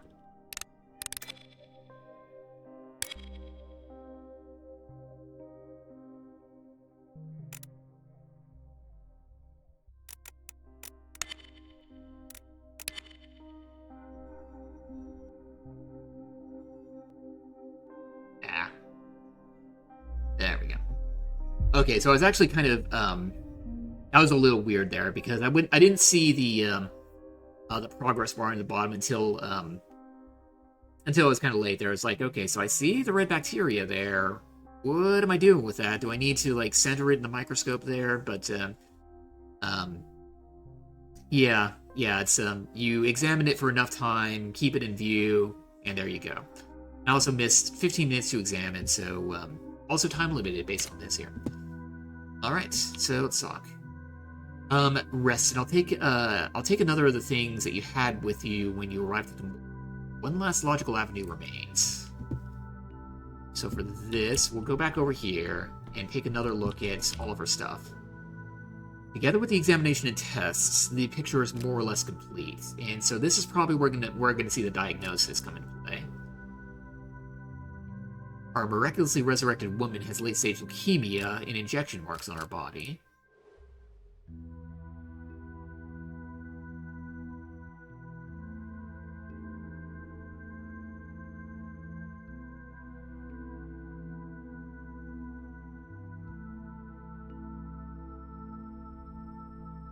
Open question here.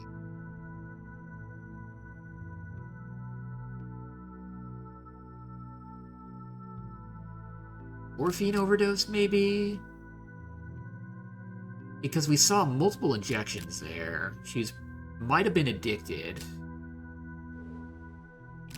Seraphima waits, and our subject needs rest. Time to come up with a diagnosis, even if it's preliminary. Yeah, so let's go back and talk.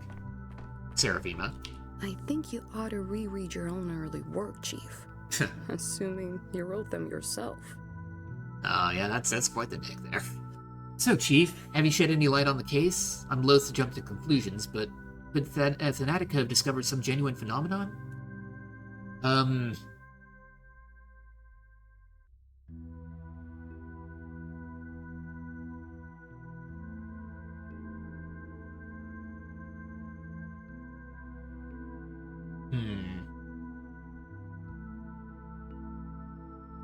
I'm gonna say the final one here, which my camera's kind of blocking here, but I'll read this aloud. She has a terminal illness and seems to have been swinging from one extreme to another, to the other, from self-treatment to turning to our institute. We don't know what medication she took and how they might have interacted with each other. I suppose so, but how do we explain the most astonishing part, the resurrection? Why did a gas leak revive the subject?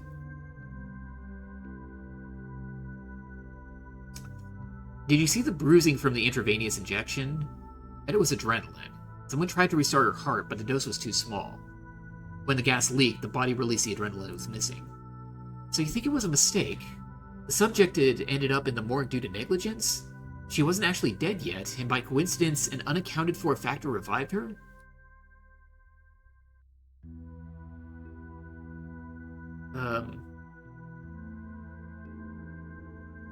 Is that disappointment, I hear? It's unjustified. For example, adrenaline as an emergency tool is extremely promising from a scientific point of view. Research will one day bear fruit. Yeah, so we don't go into diagnosis right there. It was just data collecting, but at some point, we probably will do a little bit of diagnosis.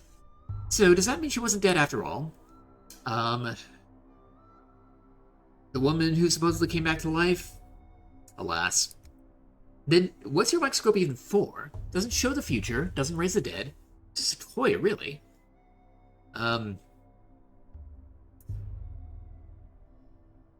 Breakthrough can't happen in one single movement. It takes a sustained effort. Every step feels small at first, but we'll learn to resurrect the dead one day. Alright. If you can't see the future in that glass, then we're off. We've got important things to do, after all. As do I. I'll leave my things at the temporary lodgings, then head to the Crucible to see Simon. I'm actually kind of curious. Again? No, we can get the watch back, but, do we really want it? You know what? I think we do want it. Have a bottle of water. Alright. So, yeah. Now I'm curious. Yeah, the temporary lodgings. That's what I thought. I was thinking, like, This area looks out of bounds from the demo, but that's what I thought, I thought the Bachelor was staying. Drop off my luggage here and go visit Simon immediately, and Simon should be actually living over here. I was actually kind of curious that we're actually able to go here. Oh. Alright. Possible geometry, yep. Got the microscope. One doesn't need mysticism to see the world through a different lens. Wonders live on your fingertips, as Seraphima says. And I've overcome this town's first hurdle. If I keep up this momentum, my trip won't take long. Absolutely. We'll be in and out in a day, hopefully. I think we're going over here to this particular gate. Ah!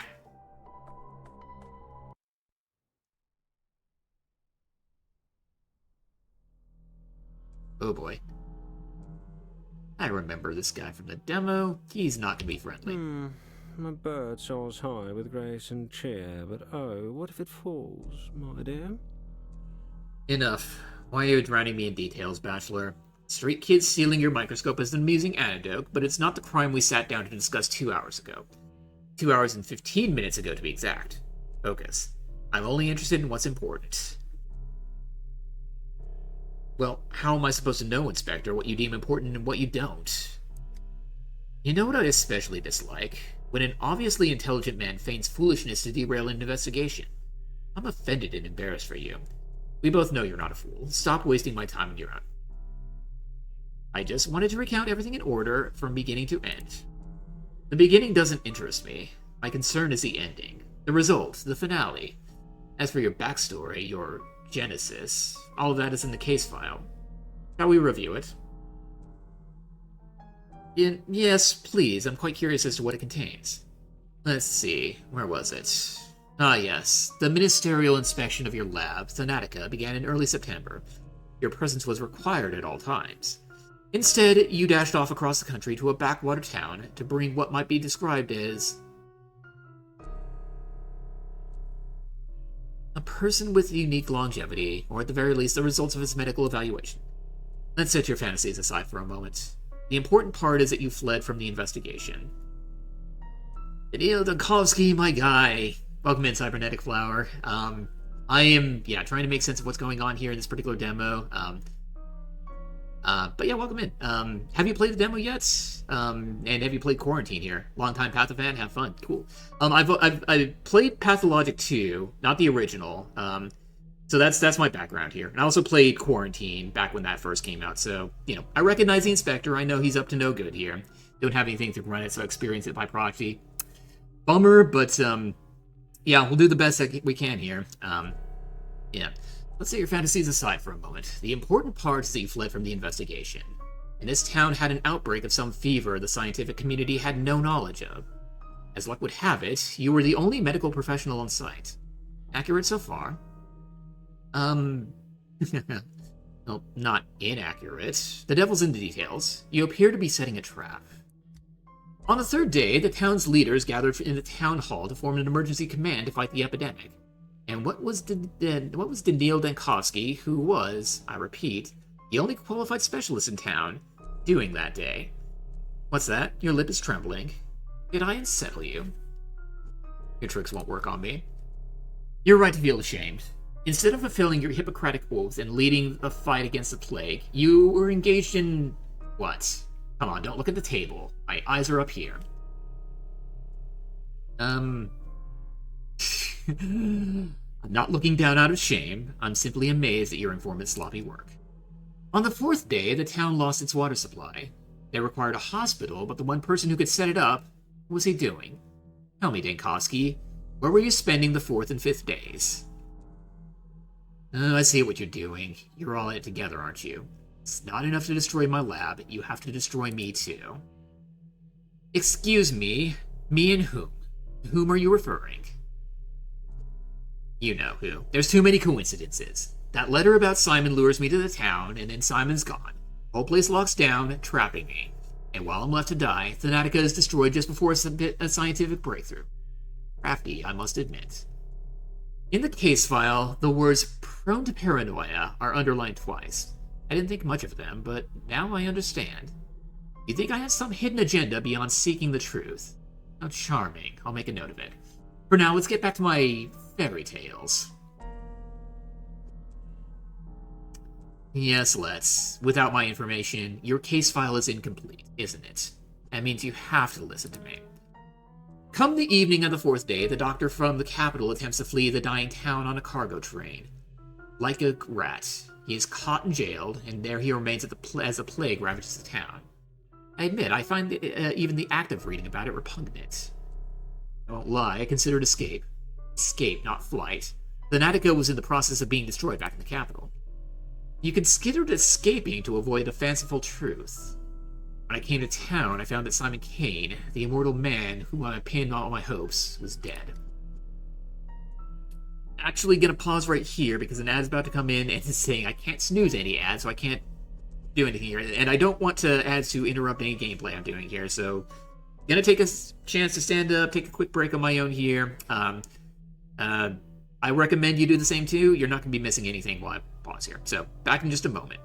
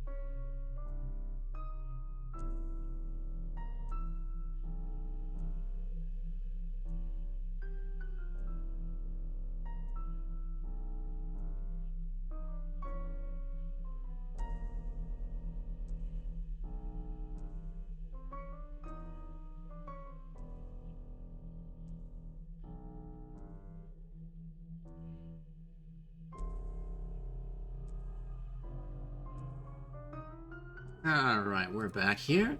And so, yeah, where we pause here, this is an odd thing that I noticed in the demo, or in quarantine. So this is a new thing that the game seems to be doing where I think this might be kind of tapping into the Bachelor's mania somehow or another, where every so often you get thrown to the other side of the conversation. So right now, I am now taking the role of the investigator talking to the Bachelor. So yeah, what I said here, just said here with as a Bachelor, that Simon Kane had died. Now I'm responding to this as the Inquisitor, interrogator. I can't remember who it was here, but one of those guys here. Handing the script over to the investigator, so to speak. Yeah, exactly. And it happens. It happens at least in quarantine. In the quarantine demo, it's happened for a few different characters. So it's gonna be. It's not gonna be something that it's just in this case. This is where it's happening here. It's gonna. I don't know what to make of this here. It's a little bit of a weird case, but it's almost certain to play into the Bachelor's state of mind somehow or another. Anyway, what pitch should I pick here?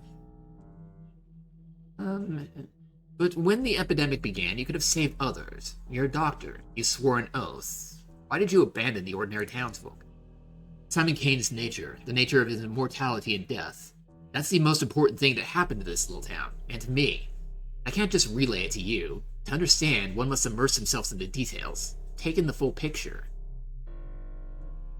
And for the very best immersion, you tried to flee the town on the evening of the fourth day. No, you're twisting it. You're rewriting the past. Where did I lie exactly? Point it out.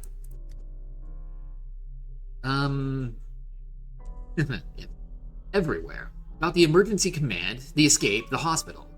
The only thing you got right was the reason I came to the town in the first place. Then tell me your version of events. How did it all happen? No tricks. Leave aside the stories of children and microscopes. I'm tired of repeating myself. I'm interested in the ending, not the beginning. Do you also read books backwards? You will count everything in whatever order I tell you to. So this is interesting. Maybe this is how the time travel is going to come into play here, because Quarantine, that version of the game, started on day 5. Or was it day 5? Yeah, it was day 5. And it kind of implied that the way the game was going to be playing was you're going to be hopping back and forth in time, not necessarily starting on day 1, then going to day 2, day 3, so on and so forth like that.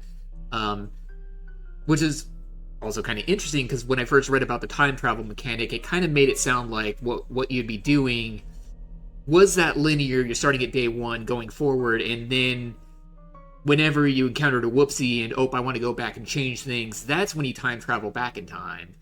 But maybe this inspector will be kind of a framing device to allow you to hop back and forth in time through the narrative of the game itself. Like, I know you're still going to have the option to go back and forth through time at will on some level or another, but maybe this will be kind of a framing device to say, let's get ahead to day 9 or whatever like that. I don't know. We'll see here. On the 6th day, the plague destroyed the town. So, if you would be so kind, explain to me, what were you doing on the 5th day?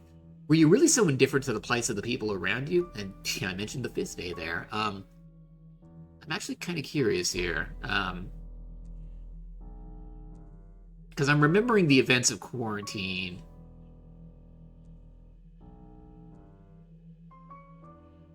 In a certain level, you could say it kind of did, in that version, end on day 5. Things went really pear-shaped at the end of that particular day. Anyway, so yeah, the town couldn't have perished on the 6th day. I was there for 12. There's an error in your report. You disappoint me, Bachelor. I'll ask again. On the 5th day in town, what were you doing? The 5th day, let me think. And that's it. That appears to be it. Okay, so let's see here.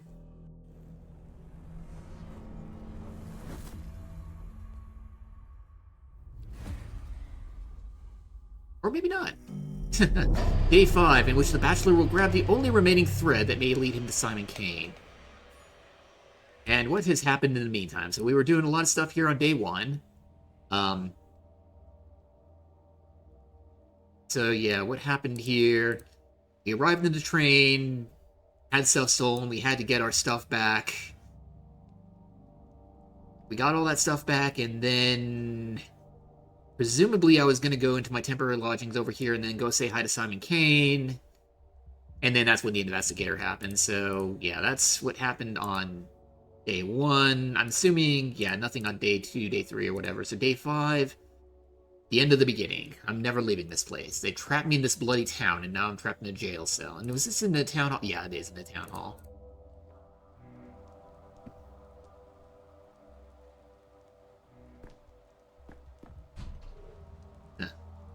Riddle me this. What place has an entrance but no exit?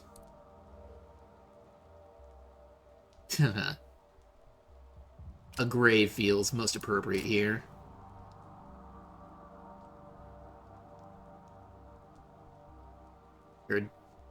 Let's see.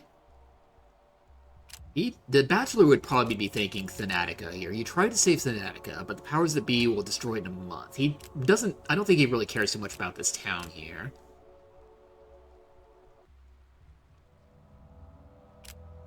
Immortal Man was your last chance to validate your research. Without him, it was all just a delusion. You deserve this. Huh. You deserve this. Talentless, naive idiot. Getting into his mania here. Every moment you see... Or, I guess, apathy in this case. Not so much mania. Every moment you seek deeper into apathy.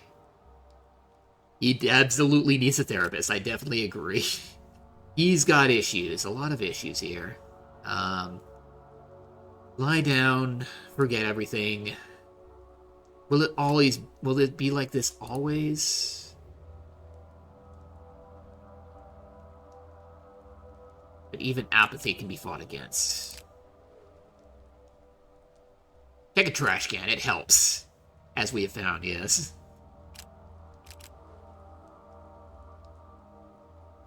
Yes, in Mania, you're sharp and fierce. It's the only way to save the day. We'll discuss the harmful side effects of stimulants on your health another day. Yeah, no way. Hey, you! Let me out of here already.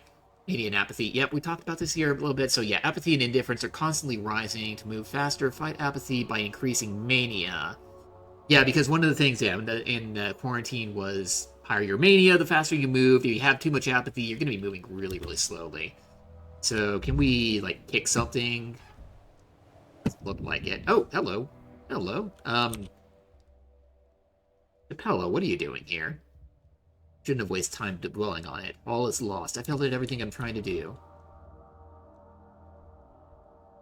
Interesting. This is a new kind of introduction for characters here. Daughter of Fat Vlad Olgminsky, local magnate and master of the town's industry, blood of his blood. Local kids named her Capella for her ability to point out the celestial map in the night sky. I heard she holds some inexplicable power over the town, but I dismissed it. That was a mistake. Rough as Dutch, safe to touch. Out. Smooth as bone, leave it alone. Living soul. I expected a different kind of jailer. I am a mistress. Well, a future mistress, but I think you'll agree that future and past are relative concepts. Aren't you a bit short to be a mistress? How old are you? 14? 16? Future mistress. But my father can order 100 men into the Gorkon to drown. They'll do it too, since otherwise they'd starve. So people do listen to me. See. How did I catch the interest of a local princess? I want to help you. How are you feeling? Oh, excellent. I had a good night's sleep, full of energy, ready to stand trial. I am going to be tried now, right? What was that there? I haven't seen that before. Maybe that's like, indicating she did not like my sarcasm there? I don't know. Why the sarcasm? They only locked you up so that you wouldn't run away. And now you can't run away. So you can come out of your cage. Just like that. Just like that. But when you go up the stairs, you'll understand why. But first, I need to know one more thing. Why did you come to our town? I researched the nature of death. I was told you have an immortal man among you, Simon Kane, but when I got here, he was dead. So what are you going to do now? I mean, he was talking about how he's going to leave earlier, so I'm going to go with that option here. Well, that's easy. Pack my suitcase, catch a train back to the capital. And I'll run away. I'll go back to what really matters. The capital, they're murdering my child, Thanatica. Just can't watch them do that. You know, Bachelor, my father envied Simon, and Maria Cana will always be my enemy. So there's no love lost between our families. And yet, I must help you. I don't want to. I must. Otherwise, the town will suffer. That's why I came in here early and waited 4 hours until you decided to wake up. Well, you could have knocked on the door yourself. I know where to find the last person who saw Simon alive. His name is Stock Rubin.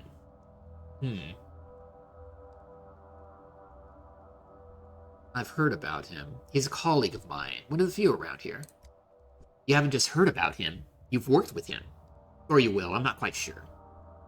No, I'm positive I've never worked with him. He's a doctor. He has a hideout in the warehouses. Look for him there. Okay. I am remembering this bit from Pathologic too. We're about to get into some trouble here. Hideout? Sure, clear sign of an honest man. But you won't be able to go there right now.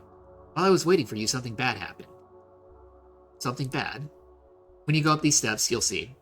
Mother said that a true mistress stands out by her timing. And here I am, right place, but too late. Maybe I'll never become a true mistress. Well, what's up there anyway? I don't know, let's see. Suspect or successor. The man who last saw Simon Kane is hanging somewhere around the warehouses and...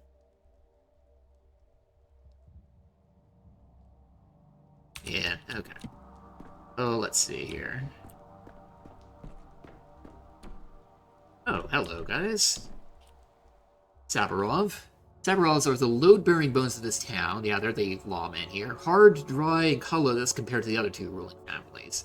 Order rested upon them. When I arrived, Governor Saburov pinned all his hopes on me and hated me for it. He thought the star from the capital would show the Kanes and Oldminskys how dangerous overreaching ambitions could be. Last, that star proved to be another dreamer. Reins chafe my hands bloody. Vinkovsky. Before you ask, I allowed the girl in. She is Oldminski's daughter, and she interceded on your behalf. But even if she hadn't, I wouldn't have kept you here.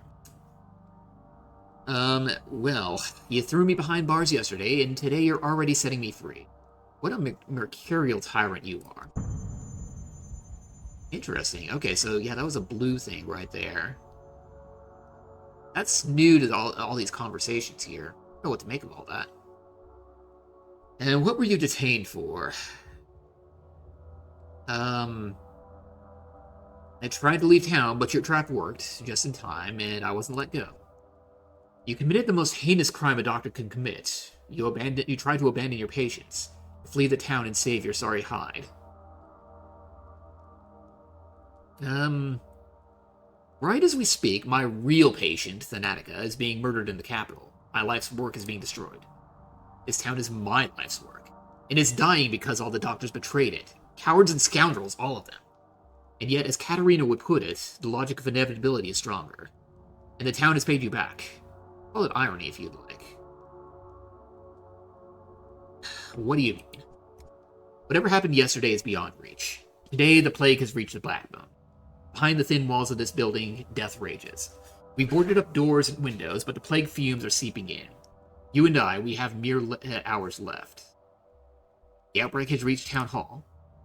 There have been cases of criminals surviving the sacking of a besieged city and prisons. A prison is also a fortress, but our fortress lacks food and water.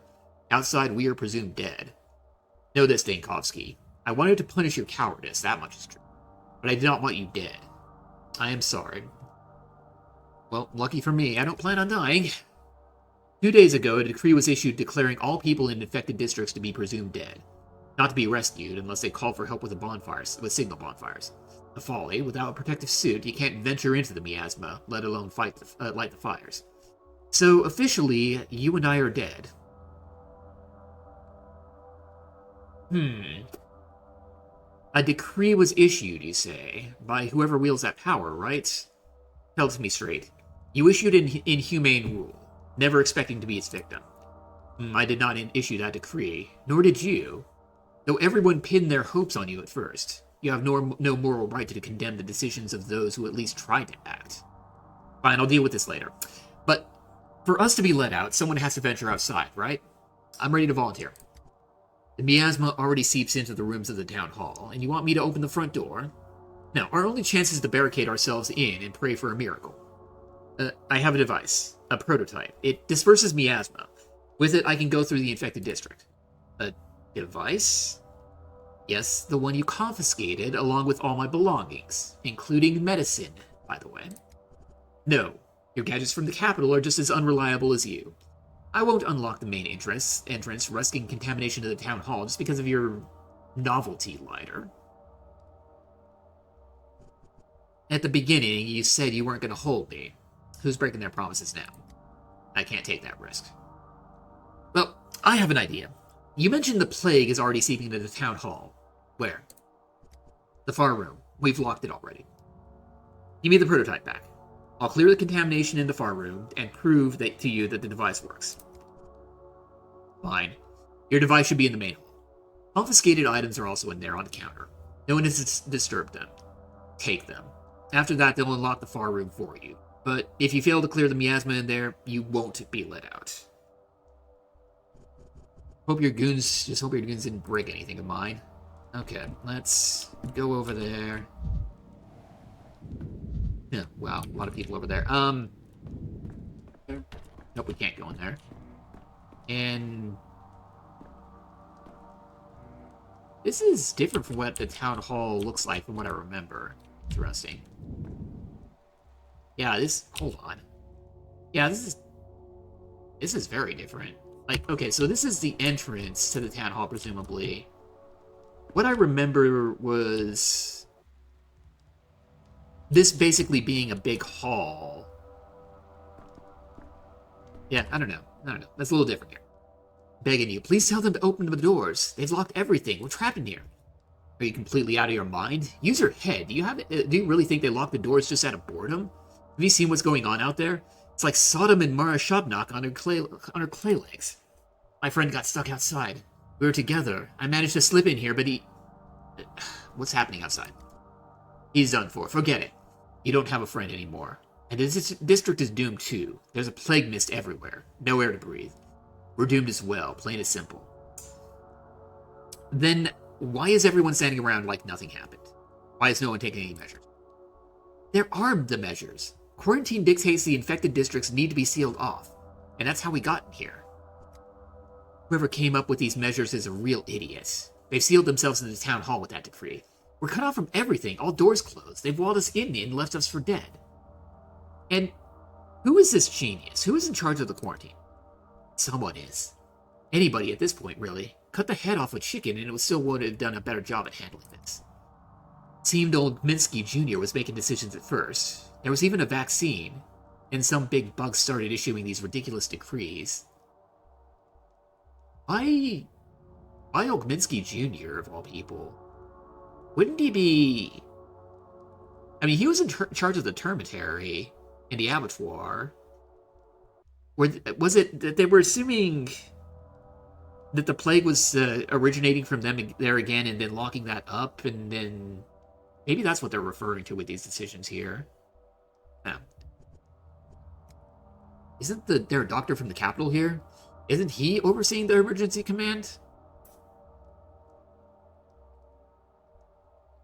Yeah, I wonder what's up with him. I heard the doctor chickened out and he tried to flee the town. Let's change the subject here. You said there was a vaccine. Doesn't look like it, judging by the view outside. All because of the doctor. That big city swine only thought of himself, and as soon as there was a hint of plague, he dashed off like a Jabora. Feel sorry for him. On a human level, I really get it. I'd run too if I could, but it's too late now. My only regret, who's gonna water Miss Zoya now? Yeah, still deflecting here. Who is Miss Zoya?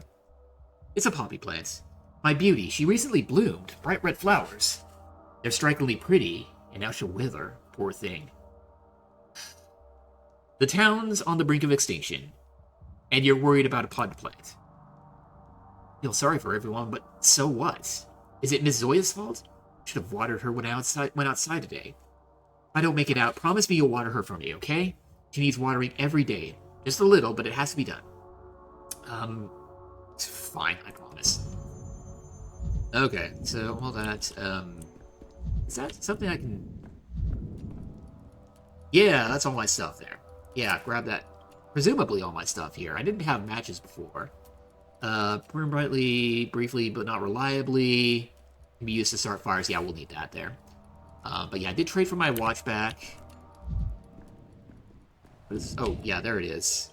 Yes, okay. Tuberculosis miasma extractor prototype. But it also helps against sand pests, handily enough. The longer the valve stays open, the stronger the effects. But it consumes only one use of its fluid, regardless of how long it's charged. Needs to be topped up frequently. But I don't have any of my supplies from the capital on hand, so yeah, it's going to be interesting. How do we charge this as we go forward? I'll have to improvise. Maybe I can use local materials instead of the reagents I used in the capital. So maybe... Okay, so maybe it's going to be stuff that I loot along the way, but maybe this could be a reason to go out into the steppe and get Twyri. I don't know, it'll be interesting to see what they do with this here. Not worth using valuable medicine for this. I'll have to improvise. I need a stimulant, an anesthetic, and a toxin. That's right. It was those three things that they pointed out in the whole tutorial for this. So there's probably going to be multiple kinds of things that you can be using to charge this thing up again. The rest I have in the still water. So maybe... Okay, so maybe that's where we're going to be getting... Yeah, we have supplies over there. So maybe we need to go back to our home base every so often, top up over there. But presumably there's going to be other items elsewhere in the town, and maybe again in the steppe that I can use to top things up even more here. Okay, so stimulants. I need ox bile in the town of Bulls. It shouldn't be hard to find a bottle of bile. Okay. So yeah, maybe the bulls that we run across, I don't know if we're going to have to kill them, or if there's going to be dead bulls already, or also might be we got the steppe to find bulls there. The anesthetic, even in such a backwater place, I should at least find some Novocaine. I'll try to barter or steal a couple of vials, and yeah, so we're probably going to need to, trade, or maybe break into houses in infected or ruined districts to get to the stuff, this sort of stuff. And then the toxin. Not sure if belladonna grows in these parts, but boxes of blue pills made from it are surely available here. Unless we're talking about Twyri. Which we could be. I don't know. Maybe that is a different name for belladonna. Boxes of blue pills are made from there, surely available here. Prevent the prototype from becoming useless scrap. I need to keep a supply of ox bile, Novocaine, and belladonna. Okay, so it's just, I guess, going to be those three things there. I've successfully drawn the ire of the powers that be. Surely I'll be able to handle Sandpest as well. Yeah, how bad could it be? Alright, we have 20 charges ready to go. And for this... Oh, no, we're going here. Think, Dinovsky, think. If I can clear the assembly hall, I'll be let outside. Surely it can't be worse than a morgue. It's one of these rooms that have been sealed up that has miasma. Hey, Vladimir. Game looks interesting. Don't have the opportunity to be watching. Yeah, that's fine. No worries. Yeah, thank you for the lurk. So yeah, Vlad the Younger. So this was the guy who presumably was the one issuing orders. And yeah, again, knowing my knowledge from Pathologic 2, I was assuming that people were thinking that he was issuing orders about, the termitary and the abattoir and locking all those up. But here he is in Town Hall. which is not where I expected him to see him. Oh, Vladislav Oldminsky, son of Vladislav Oldminsky, Vlad the Younger, the factory owner, heir to one of the three ruling families. One could imagine the autonomy he enjoyed living under his father's shadow. Not a lot. He thought his father's power could be gently modernized through reform. He kept up with contemporary thinkers. He put his faith in progress. And as a reward, the dirtiest of tasks fell to him. Yeah, running the termitary. I can't move. I'm bound by family ties. What options does the town have when there's no vaccine or cure? When there's neither a hospital nor doctors? Isolation and quarantine are our only tools to slow the plague's spread. Hold on. Are you the one who issued the decree not to rescue people from the infected districts? Everyone is saying that I acted as Isidore Burok did 5 years ago. Yeah, okay, that's not the, what's his name? The Harrispec. That was his father. I paused for a second. I had to mentally remember that. They can think whatever they want, but they are remembering it wrong. My measures were not so harsh. Isidore Burok sealed off the plague districts with no chance of escape. I, at least, told the orderlies to keep an eye out for bonfires, to give those trapped behind the cordons a chance.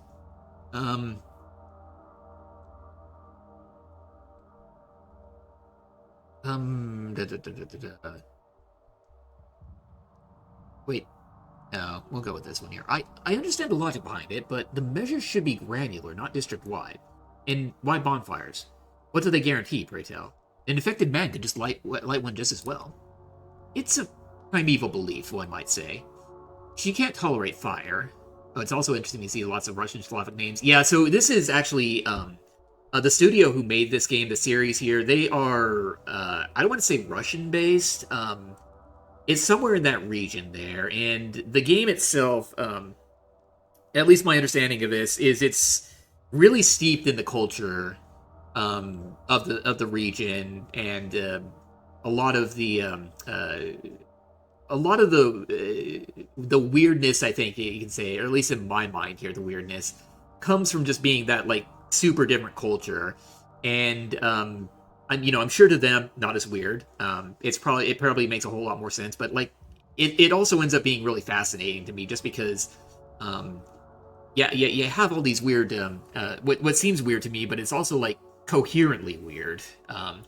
So yeah, it's one of the really interesting things about this. It's like the kind of thing you just don't see much in video games, or a lot of culture in the West here too. So it's cool in that way there. So it's a primeval belief, one might say. She can't tolerate fire. She's either afraid of it or, in contrast, drawn to it like a moth. I found this symbolic. Please keep in mind that our orderlies are simple folk. They need a convincing omen to compel them into the plague fumes. Convincing to them, not you or I. Guess, fire is clearly visible through the miasma. From that perspective, it's a practical choice. Be that as it may, by the third day we realized the scale of the catastrophe. The town needed saving. I was ready to propose concrete measures. And here we are. I will soon pay with my life for my actions. Don't say that. We'll get out of here. All of us. I already know how. I will soon pay for my life for my actions, as will you for your inaction. I'm not a proud man, Dankovsky. 2 days ago, I waited for you at the Emergency Epidemic Committee meeting. If you wished to take matters into your own hands, I would not have stood in your way, but you simply didn't show up. And that's really interesting here, because in Pathologic 2, day 3 is where everybody is meeting here in Town Hall and saying, okay, things have gotten really bad. We need to set up... we can't deny that this plague is, that this thing is just a minor thing anymore. We really need to deal with things here. And I remember going to that meeting as a Harrispex, and the Bachelor was there for that one. At that point, he was ready to take command and basically saying, both to me and to the Changeling, look, just do everything I say, don't question it here. But at least in this timeline, it seems the Bachelor did not do that. He wanted to get out of Dodge really, really quickly here. So let's see here. And yeah, the way that the Bachelor would speak here. Forgive me, I tend to forget that when I'm not there, grown men cannot even lift a spoon to feed themselves. Alright, so what is this concept? Okay, so this is, yeah, so this is the orders board, or, town policies or whatever. We did see a little bit of this in the quarantine. We did set a few policies, the ones that it told us, and we didn't really get a sense of how they worked out. It does sound like this is going to be a much bigger part of the actual final game here, because, or at least based on kind of what we're seeing, in quarantine, it did look like, like we had these little meters right here, these graphs here, that's like, you institute strict quarantine, then the infection line will go down, but the unrest line will go up, and, you'd be trying to balance these, and, there's probably going to be reasons for, going back in time to be like, okay, those numbers didn't quite work out, let's readjust going forward here. I don't know. But yeah, let's go through things here. So let's see. Foolish, short-sighted decrees. Or just inexperience to the point of criminal negligence. If I held the power in this town, I would have wielded it more wisely. And yep, here it is. So, yeah, so we got, yeah, we're on day 5 right here. We have 3 decrees issued. Readings. So, organize educational readings to inform people about proper behavior during the plague. Decontamination. Distribute tririne from the Stamatine's pub stocks to the population. And step amulets. Place step amulets in the town to calm the population. So, yeah, we got, the blue is the contagion. The red is the unrest. Want both of these down as much as possible, but, yeah, it tends to be that, the policies that help control the spread of disease, or people hate them. And then, yeah, we got resources up here, which will,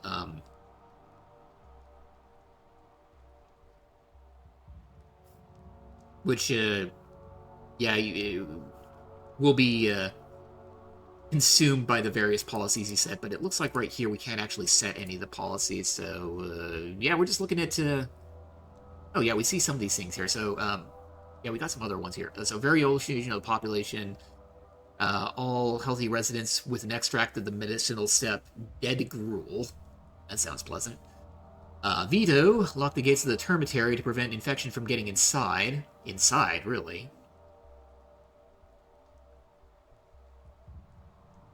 Yeah, in the previous outbreak, it was the other way around. Strict quarantine, barricade the infected districts and don't let anyone out, except for the districts where the survivors light the fires, which we saw a little bit about. Funeral, organize mass graves in the area near the rotten field. And filtration, filter all water supplies in the town. So yeah, some of these, you can talk like, filtration is probably going to drop contagion, but it probably also would drop the amount of water supplies that you'd have, so you might have a little more unrest. Funerals would probably lower unrest, but you're getting people in close contact, so that's going to increase contagion, things like that.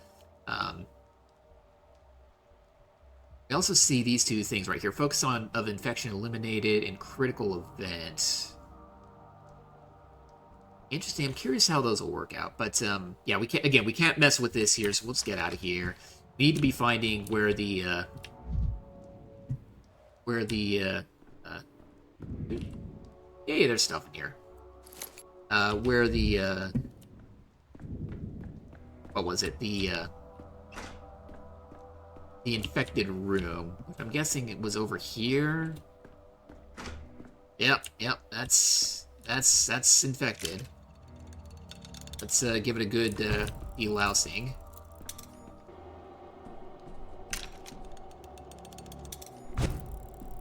$15.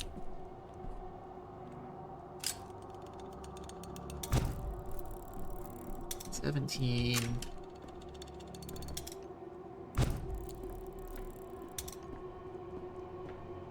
Or is this actually infected?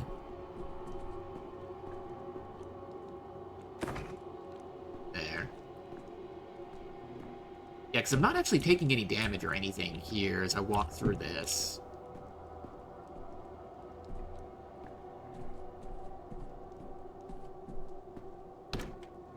Oh, they have locked me in here. Maybe I just need to...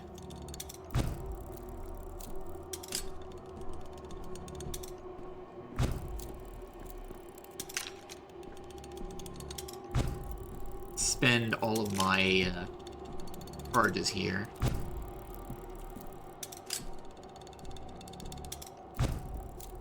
Hold on, I'm kind of curious.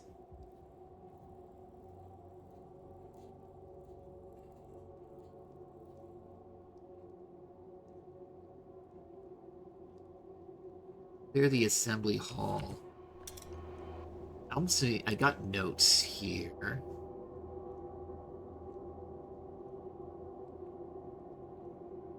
I don't know what this interface is. Actually, I still don't have anything there. I'm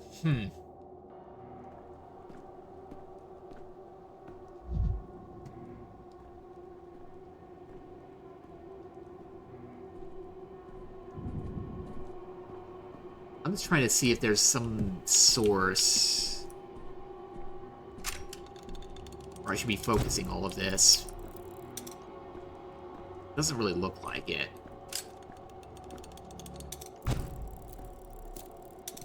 There we go. Okay, so let's just give it enough thwacks here, and we're good to go. Ill-timed. What now? What's that smell? The smell of science. The contraption works. Let's assume as much. Is it enough to traverse the infected district? Well, we've already established that you have no better options.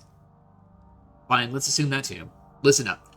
You need to make it to the southern exit of the district. It's guarded by the orderlies. The other exits are either sealed off or being guarded by vigilantes. Best avoid it. By vigilantes, you mean a mob armed with sharp sticks, mad by fear. Got it. But first, you need to light several bonfires. More than one, that's important. Again with the bonfires. I'll just tell the orderlies that there are living people trapped in the district. I'll be standing in front of them as living proof. Said it already. This is how it's been since the first outbreak 5 years ago. If there are fires burning in an area, that means there are still survivors, still able-bodied and healthy. Only those are worth saving. We were ordered not to bother with small pockets of doomed people. But you're suggesting I light all these bonfires by myself to deceive your own system. It's not my system. We should do the decree in haste and panic. If I survive, I will overturn it. Huh. If we survive, I'll be the one issuing decrees. Yep, we'll do that. Alright, so they cleared out the area. We can go about, and what is this new? I've been permitted to go outside and risk my neck for the ungrateful. Ah, the joys of true freedom. Alright, so we are being asked to go down to this gate here and light some bonfires along the way. Presumably.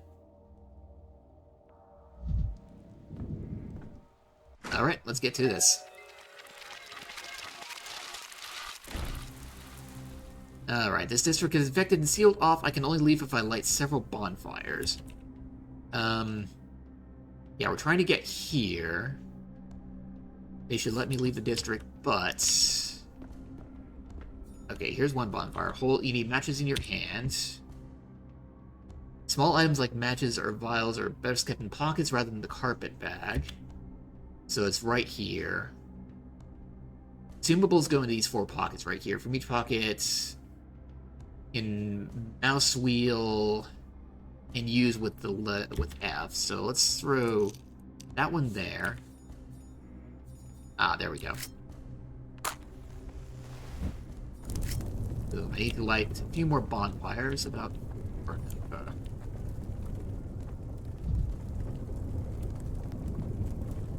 Oh god, my apathy is so high. I have I see it like right here. Going. Yeah, I can't run. See if I can find some trash cans to kick or something.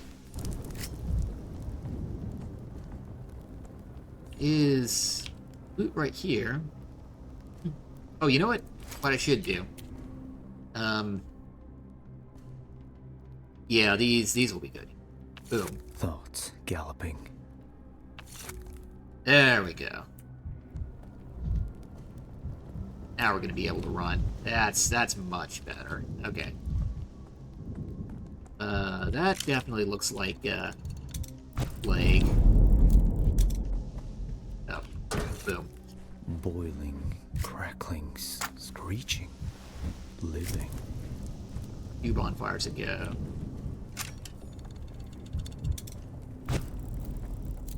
Six.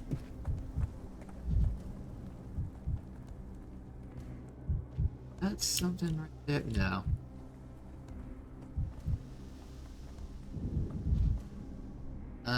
That looks like a bonfire over there. Yeah.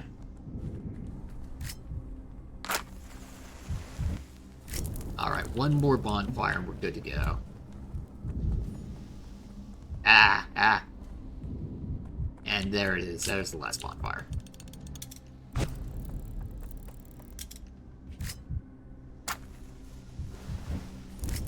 Now they must let me out of this district. There. Every creak, like He's a alive. gunshot. Boys, there's someone alive in here. Huh. I'm not the only survivor. There are people trapped in the town hall. They need urgent help. Whoever's trapped in there is dead to us. Governor Sabarov's orders. Sabarov is trapped in there himself, you fool. And who are you?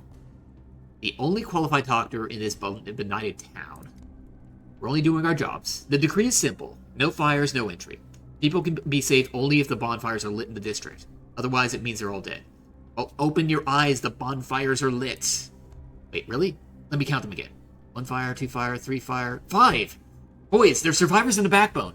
Well then, clear the exit to the district. Escort people from fire to fire. Do not deviate from the route.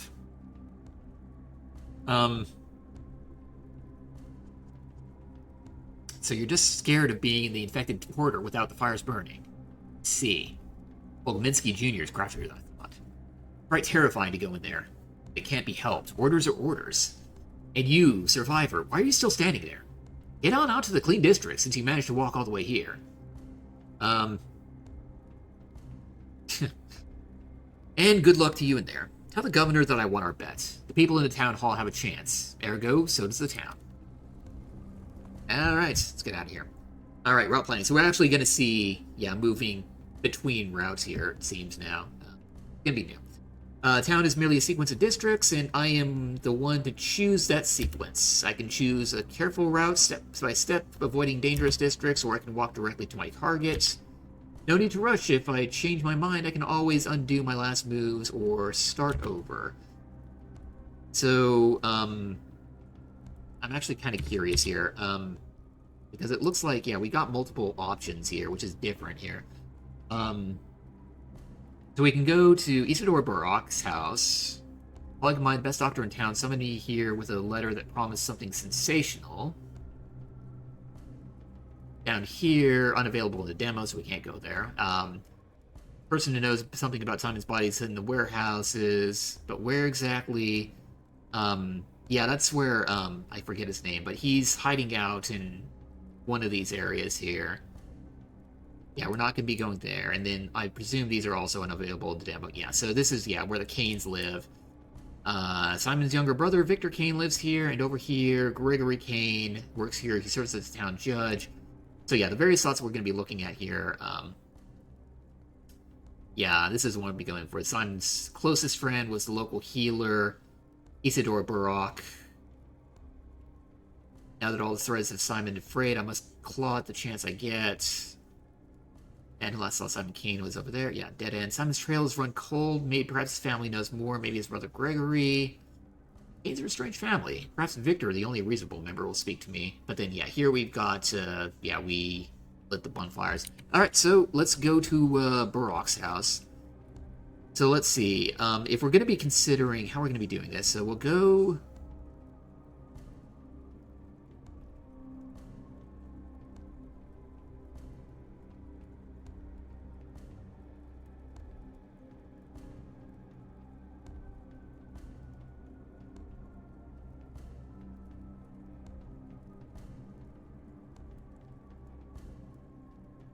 Like, okay, so this is a little different from what it was in quarantine, because there it was just choose a district, you're going to be going there.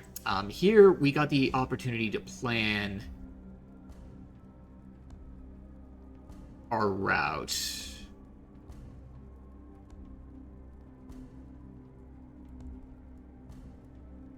But it's not like it looks like we got a whole lot of planning. It was kind of implying that you could be doing more here, but you know, this is the only gate we can go to. All the gates over here are blocked off, so we can only go over here. And I'm assuming that it's stopping right there because this is a infected district. I'm actually kind of curious. What if we were to put a point right there? And then just kind of look around this particular district here. See what's going on here. Signira, how odd is it to see you here? How grim. How so? Is it really a grim surprise? A woeful shame and an awkward turn. Your grace is stage we've yet to set. There's nothing here, but I, a one-man show of Waiting for Daniil. A play, of course, in which Signir was never to appear. Wait, really, there's nothing in the whole district? The thing's entire, Signir, is empty. They wait for you, elsewhere. Not here, alas. A trinket you might find among the trash, perhaps, but no more. Well then. I'll hurry back to somewhere else than expected. Okay, so basically that's kind of the case of telling me that no real sense in going here, because you're not going to find anything interesting here. I mean, like, I suppose I could move through here and just kind of go to this gate. I'm actually kind of curious. What if we were to do that? Can't even go this way anyway. So, yeah, we're doing that.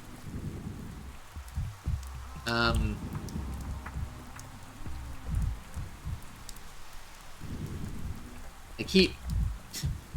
Like, I'm used to Pathologic 2 being like, I need to go through and loot all the trash cans, all the garbage bins, all that kind of stuff. That's kind of why I'm, like, looking around back and forth here. But we did find a box over here that had some actual loot in it, some drugstore medicine, and some additional patches, which we'll throw in our pockets. Ooh.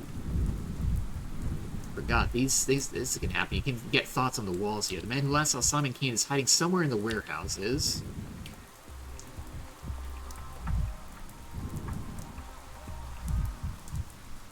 Yeah. I'm curious. Back here... I want to check over here, because over here... Yeah, we had a children's cache before. Hey, Bonds. Yeah, this is not Oxygen Not Included right now. This is a demo for a game that I'm really, really interested in, so I'm kind of checking this out here, but we'll be getting into Oxygen Not Included here soon. Well, maybe not soon. The That mirror. superstitions aren't real. Yeah, it's interesting. It's not telling you what you're getting out of the breaking of the mirrors here. Like, I know what it is, but... yeah, good evening to you, Bonds. And I think we're almost done with this demo here, actually. Like, it gave me the screen saying, like, hey, hope you enjoyed the demo earlier, but, then it kept going, so, I'm assuming it's probably going to end here pretty soon. We're going to be going through this infected district and, doing a bit of a bob and weave, trying to get to over here, and I'm going to guess that that's going to be the end of this here, because, it's actually been going on quite a long time here, longer than I've expected. So, let's make that travel here. But yeah, very, very different game from Oxygen Not Included. Oh.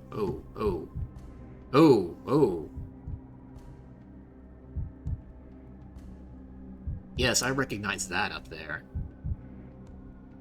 That is what the Bachelor imagines the manifestation of the plague to be. I remember seeing that in quarantine before. Thing from the step. The prototype can slow her down. Bonfires can slow her down, but she cannot be stopped. Beware.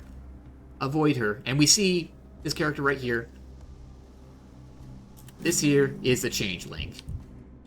Yeah, Clara. So, yeah, she is in the first... At the Cribble Line from Brock's route. Ladies and gentlemen, the plague. Yep, exactly. And yeah, I know that Barak sees the plague a little differently. It's gonna be interesting, to to see just how different the Bachelor perceives everything here as well, and maybe eventually we'll get a Pathologic forward and see what the Changeling has to do with all this here. Really interested here. We see 2 of her. Anyway, a strange little ragamuffin with hypnotic eyes. Simpletons claim she can heal with the laying on of hands. They also say she is Shabnak's sister and a harbinger of death. The vicissitudes of fame. I saw Clara in remote places no one else could reach, and at times it was as she was in 2 places at once. AB twins here. About changelings and shapeshifters? May well be, yeah. Some vast presence lurks in her shadow. Who is she? You've never seen a living human in your life. Stop. Into my eyes. Don't move. Don't even turn your head. She won't touch you as long as there's a thread between us. What is this strange... Are you hypnotizing me? I can already tell you're not susceptible to hypnosis, so why waste the effort? I only want to help you. I need all of your attention to do it.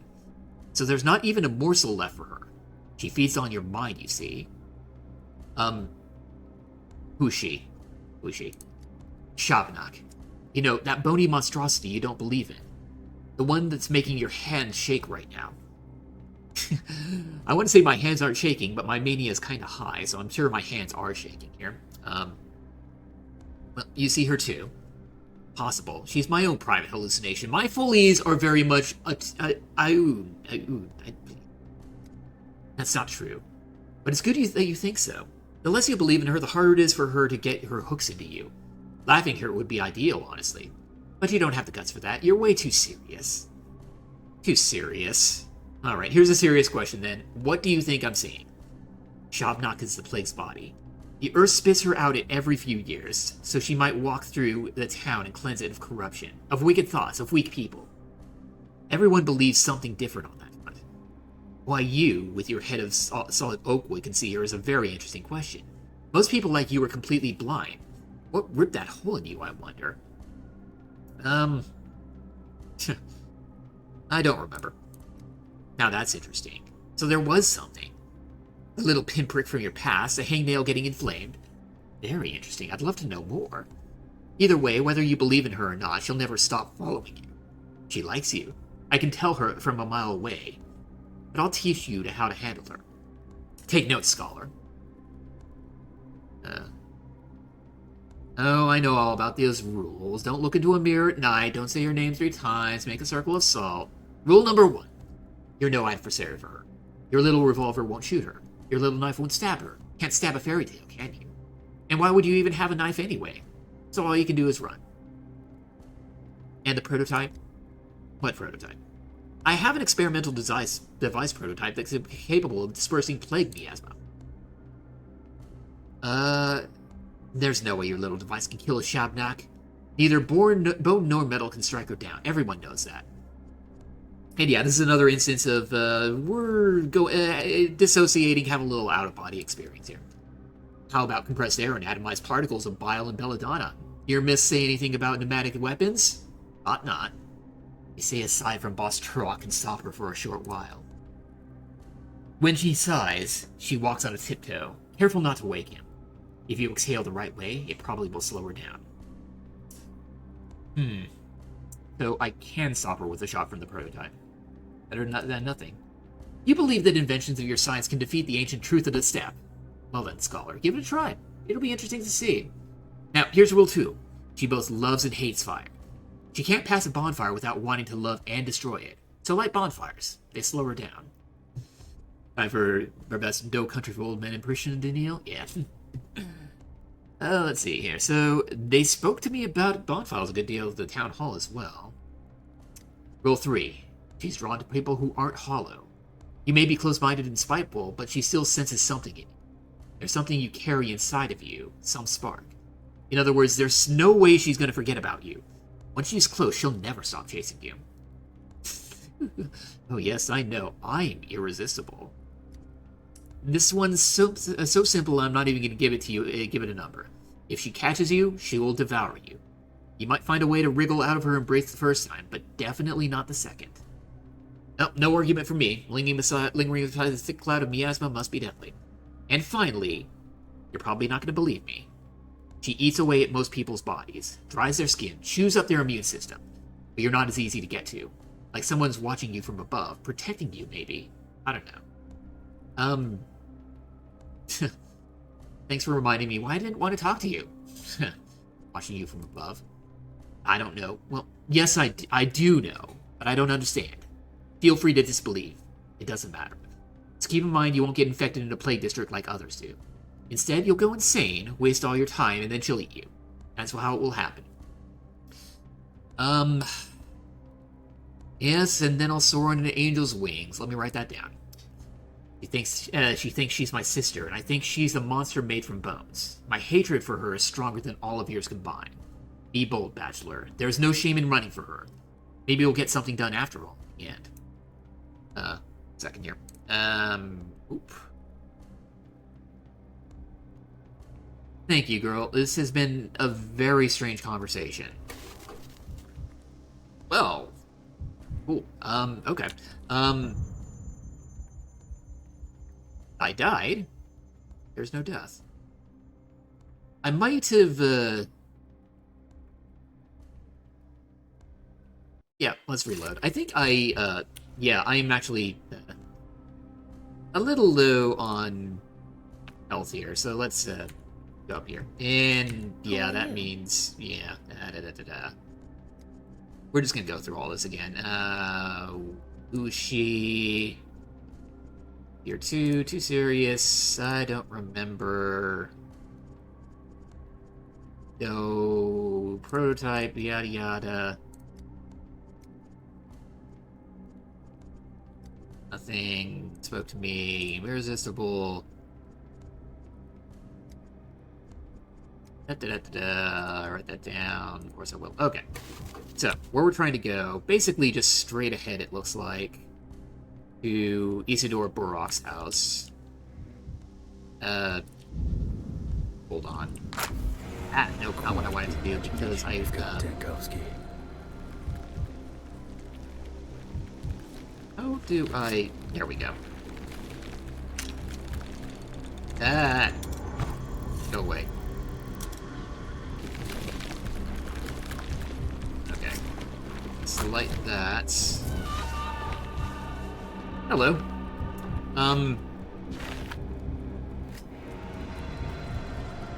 We need to heal again.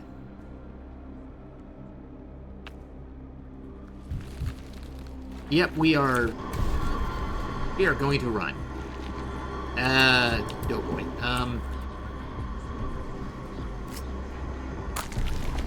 Like there. And, okay.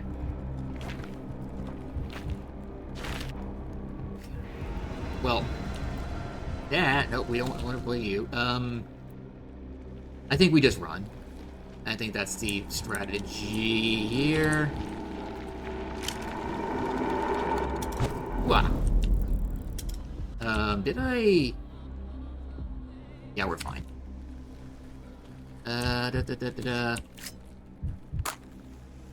What?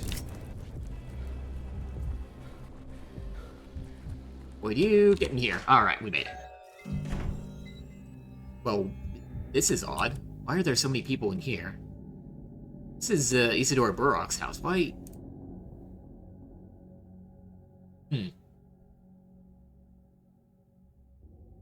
Yeah. Was there even a girl? Yes. Okay, yeah, Twitch is whining at me about running ads again. This looks like a good place to pause here, so I'm gonna take another quick break here. Back in a few minutes. I think we're almost done with this demo here. So, yeah, 1 minute here.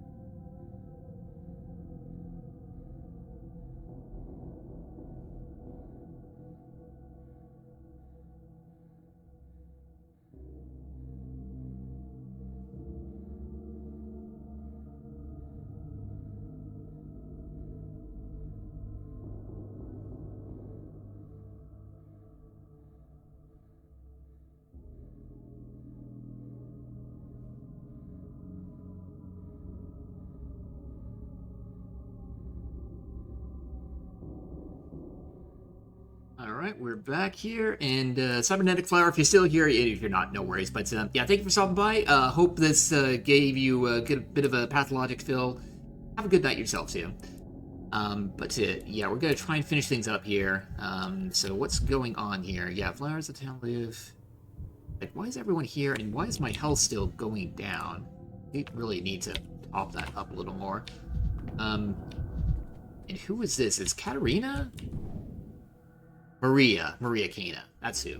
Eldest daughter of the Canes, Simon's niece. Her mother was a mistress, a woman said to wield mystical powers. Maria believed she was meant to walk the same path. She was followed everywhere by her signs. Young people who claimed to have aligned their fates with the constellations mastered destiny itself. Her every gesture burned with untamed fire. And I remember I let her die in Pathologic 2 because it seemed like she didn't really have much to do with the story, with the Harrispex' story, so... and she kind of annoyed me. She's probably going to have more of a role in this particular telling of the story. Slander is like coal. If it doesn't burn you, you'll end up dirty anyway. Can't hear you. Speaking my language. Don't pretend you don't know it. I'm anything it. Who dares open his mouth while the mistress is working? I'd been told the mistress of this town was Capella, Ogminski's daughter. Having two mistresses spells disaster, doesn't it? Capella, give her the town and we'll drown in viscous inertia. In sweet,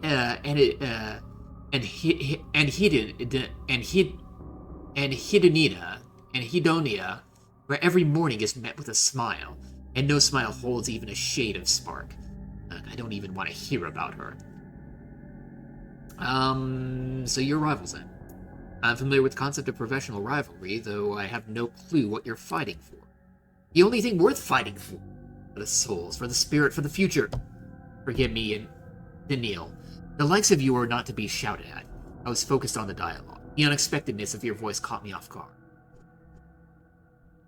Who were you talking to? The house, of course. But the hindquarters were not built by us. The Canes. And this house is one of the oldest ones out there. It doesn't understand me, or rather it pretends it doesn't. Hate hypocrites. Well, what a bastard. Hey, you, inanimate matter, answer at once. I don't think she'd like that. It's only inanimate for you. Wherever my mother walked, cobblestones began singing and streetlights would start dancing. I've inherited that gift. I don't think you'll ever be able to comprehend it. I forgive you.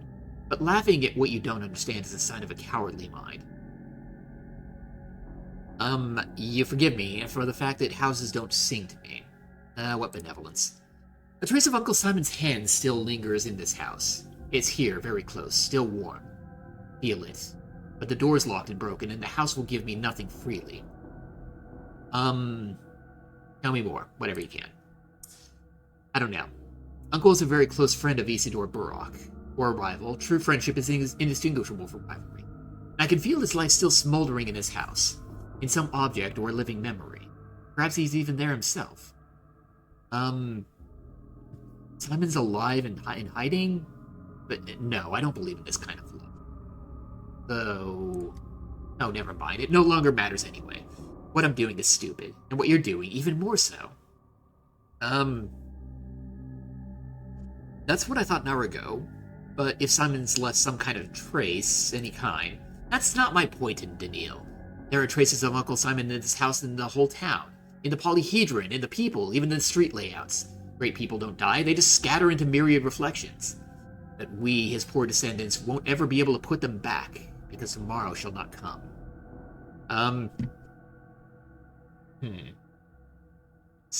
The people locked in the town hall thought so too, but we broke it out. We'll be suffocated by walls of reeking bodies. Shabnak will devour our tomorrow. When you sleep tonight, the apnea demon will descend upon you, and you'll lie there, frozen, staring at the ceiling for... I don't know. I don't know. I had a dream. I've seen every calendar in town stop at number 5. Tomorrow shall not come. Shall not come.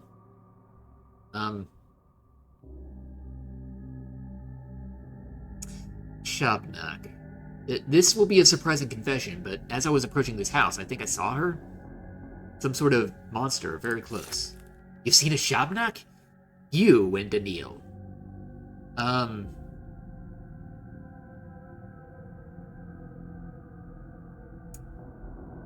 it was this house she was interested in. Oh? Perhaps she wants to devour Uncle Simon, or whatever's left of him here. I think she wanted to devour me. She was just getting ready. In this backwater of ours, the earth sometimes belches out the strangest creatures. I'm surprised you have enough clarity of mind to see her. You're surprised. Imagine how I feel.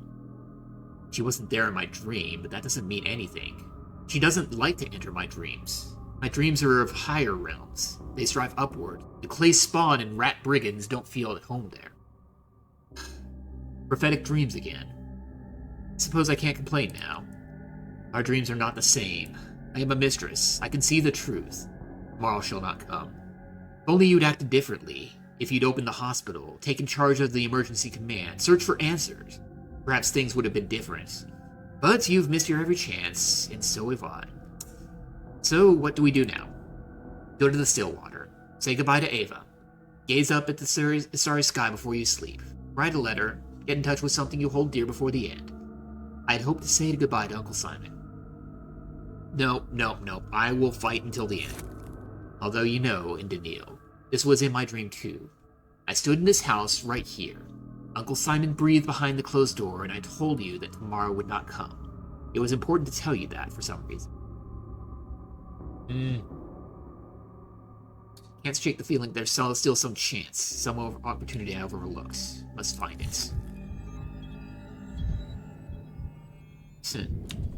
Don't spero. No absurdancy. No.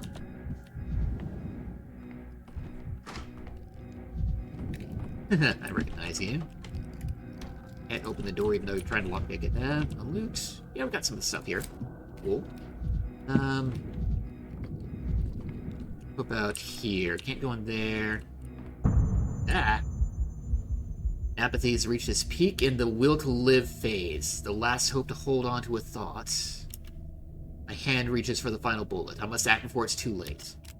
The town will perish tomorrow. So says the romantically inclined prophetess. You abandoned Thanatica for the town. All the threads have torn.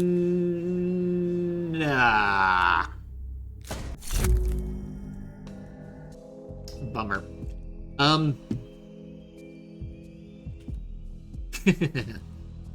The investigator over there. Okay, talk to me here. What troubles you, Signor? Your day is over. I just shot myself. Why are we talking? You stand inside a mirrored chamber.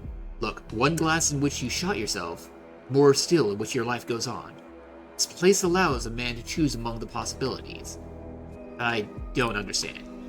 You're free to pick the one in which you shot yourself and end your story there, or you can choose to defy death and give it one more try. Your business in the living world remains unfinished, no? I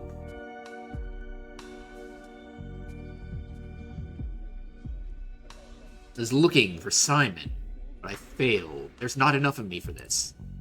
Then let's say you did not shoot yourself. Too much left still to do, and not enough of you. Your goal will pull you back to the life, a hook lodged in your cheek. If you too soon depart, who would be there to bear this burden? Why are you hugging the clock? Why don't you? If you look closely at the clock, you might may return to a different day, and that is just what you might need. What do you mean return to a different day? Is this clock somehow special?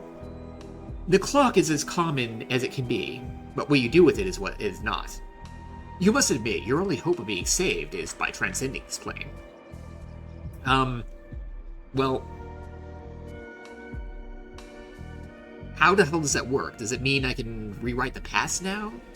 She's off night music. Yeah, this game can get really weird here. Well, does it matter? Yes, it does. I must understand the underlying mechanism. Am I in this town or a memory of it? It's like I'm everywhere at once, both standing here and giving a statement in the capital, acting and counting my actions at the same time. Now it seems I can leap across days? What should I make of that? You come out of the shadows by degrees, Signor. Indeed, as if you were as if you are at once both here and there. This thought of time as a mere line entraps your mind. In truth, you are as free as ever. At once you are here and in the capital. One foot on yesterday, another on tomorrow. So that's how it goes. I ask for clarity, I get smoke and mirrors. No smoke, but many mirrors. To free yourself, you have to break the glass. And then to see your options, you only need to watch the clock. By the way, what's that moving picture there? Makes me feel uneasy. Camera Lumina, one of Simon's ruminations. For now, pay it no mind. You'll understand in time. Condescension from a shadow. Yep, okay. Yeah, that's, yeah, that's the investigator there. So... Yeah, Once there we go. Dankovsky, now 1,000 fragments of Dankovsky. Hold on. Well, okay, let's just break everything here. Why so jittery, Dankovsky? Yeah, we'll call that good enough. Surely the amalgam can't pour like that. Yeah, so what's happening here? Oh, yeah, let's actually break everything here. Yeah, because Stop staring at me. Push over. breaking these mirrors fills up that blue meter over there. Broken ones don't lie. And that is a resource called Amalgam. Fills up more and more here. But basically that allows me to go back in time, or forward in time, presumably. I think day 3 is where they wanted me to go, so we'll go there.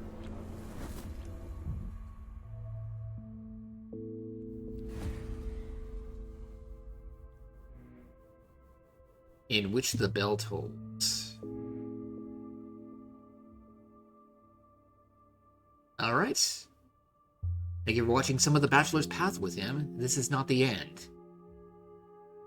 Alright, yeah. That appears to have been the demo here. It doesn't give me a continue screen here. But yeah, that's what this game looks like here. I don't know if we're going to be having that, again, that time leap between, you know, day 1 to day 5, and then back to day 3. I do know we have time travel within the game. I was, again, kind of assuming it's going to be kind of like a linear path forward until you want to travel back in time and fix mistakes or something. It might be more... I feel like the game might be more interesting if you do have that sort of... traveling from day 1 to day 5 and then back to day 3 and have that non-linearity going into it. But yeah, we'll see with the full game. I think... I'm trying to think, like, back to my original, like, my thoughts about what I was hoping to see with this game and what's, like, my concerns were with this.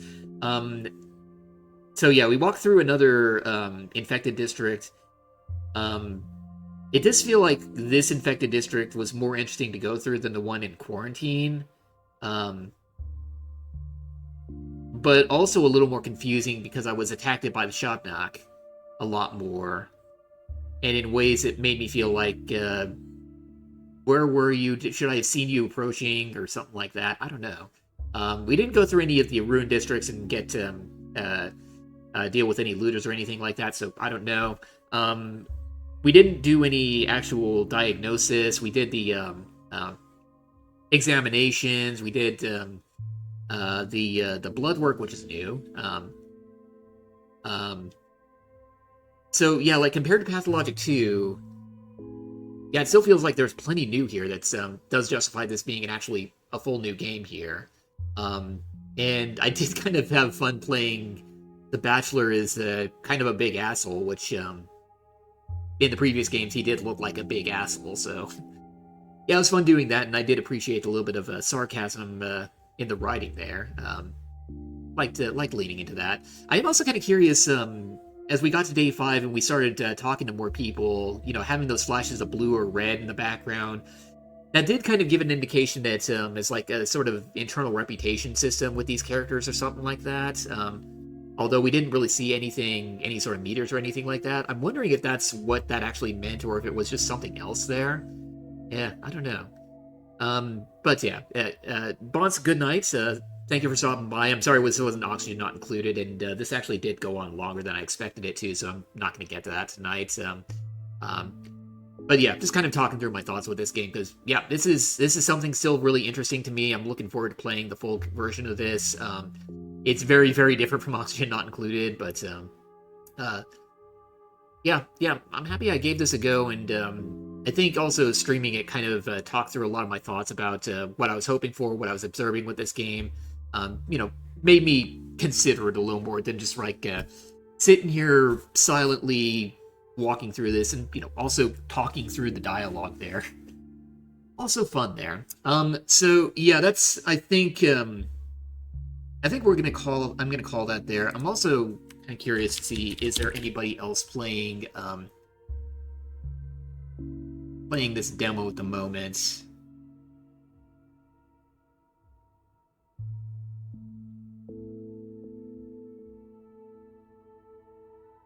Does this look like one other person here? I think I will send a raid that way. That person playing, because show a little bit of a love for this game here. Don't know what they're up to, but yeah, they look like they're kind of in the early part of it. So yeah, I'll send you over there. Kind of talk through things a bit here. So yeah, thanks for joining me. I'm going to be back tomorrow playing some Oxygen Not Included, actually, this time around. Until then, have a good night. Cheers.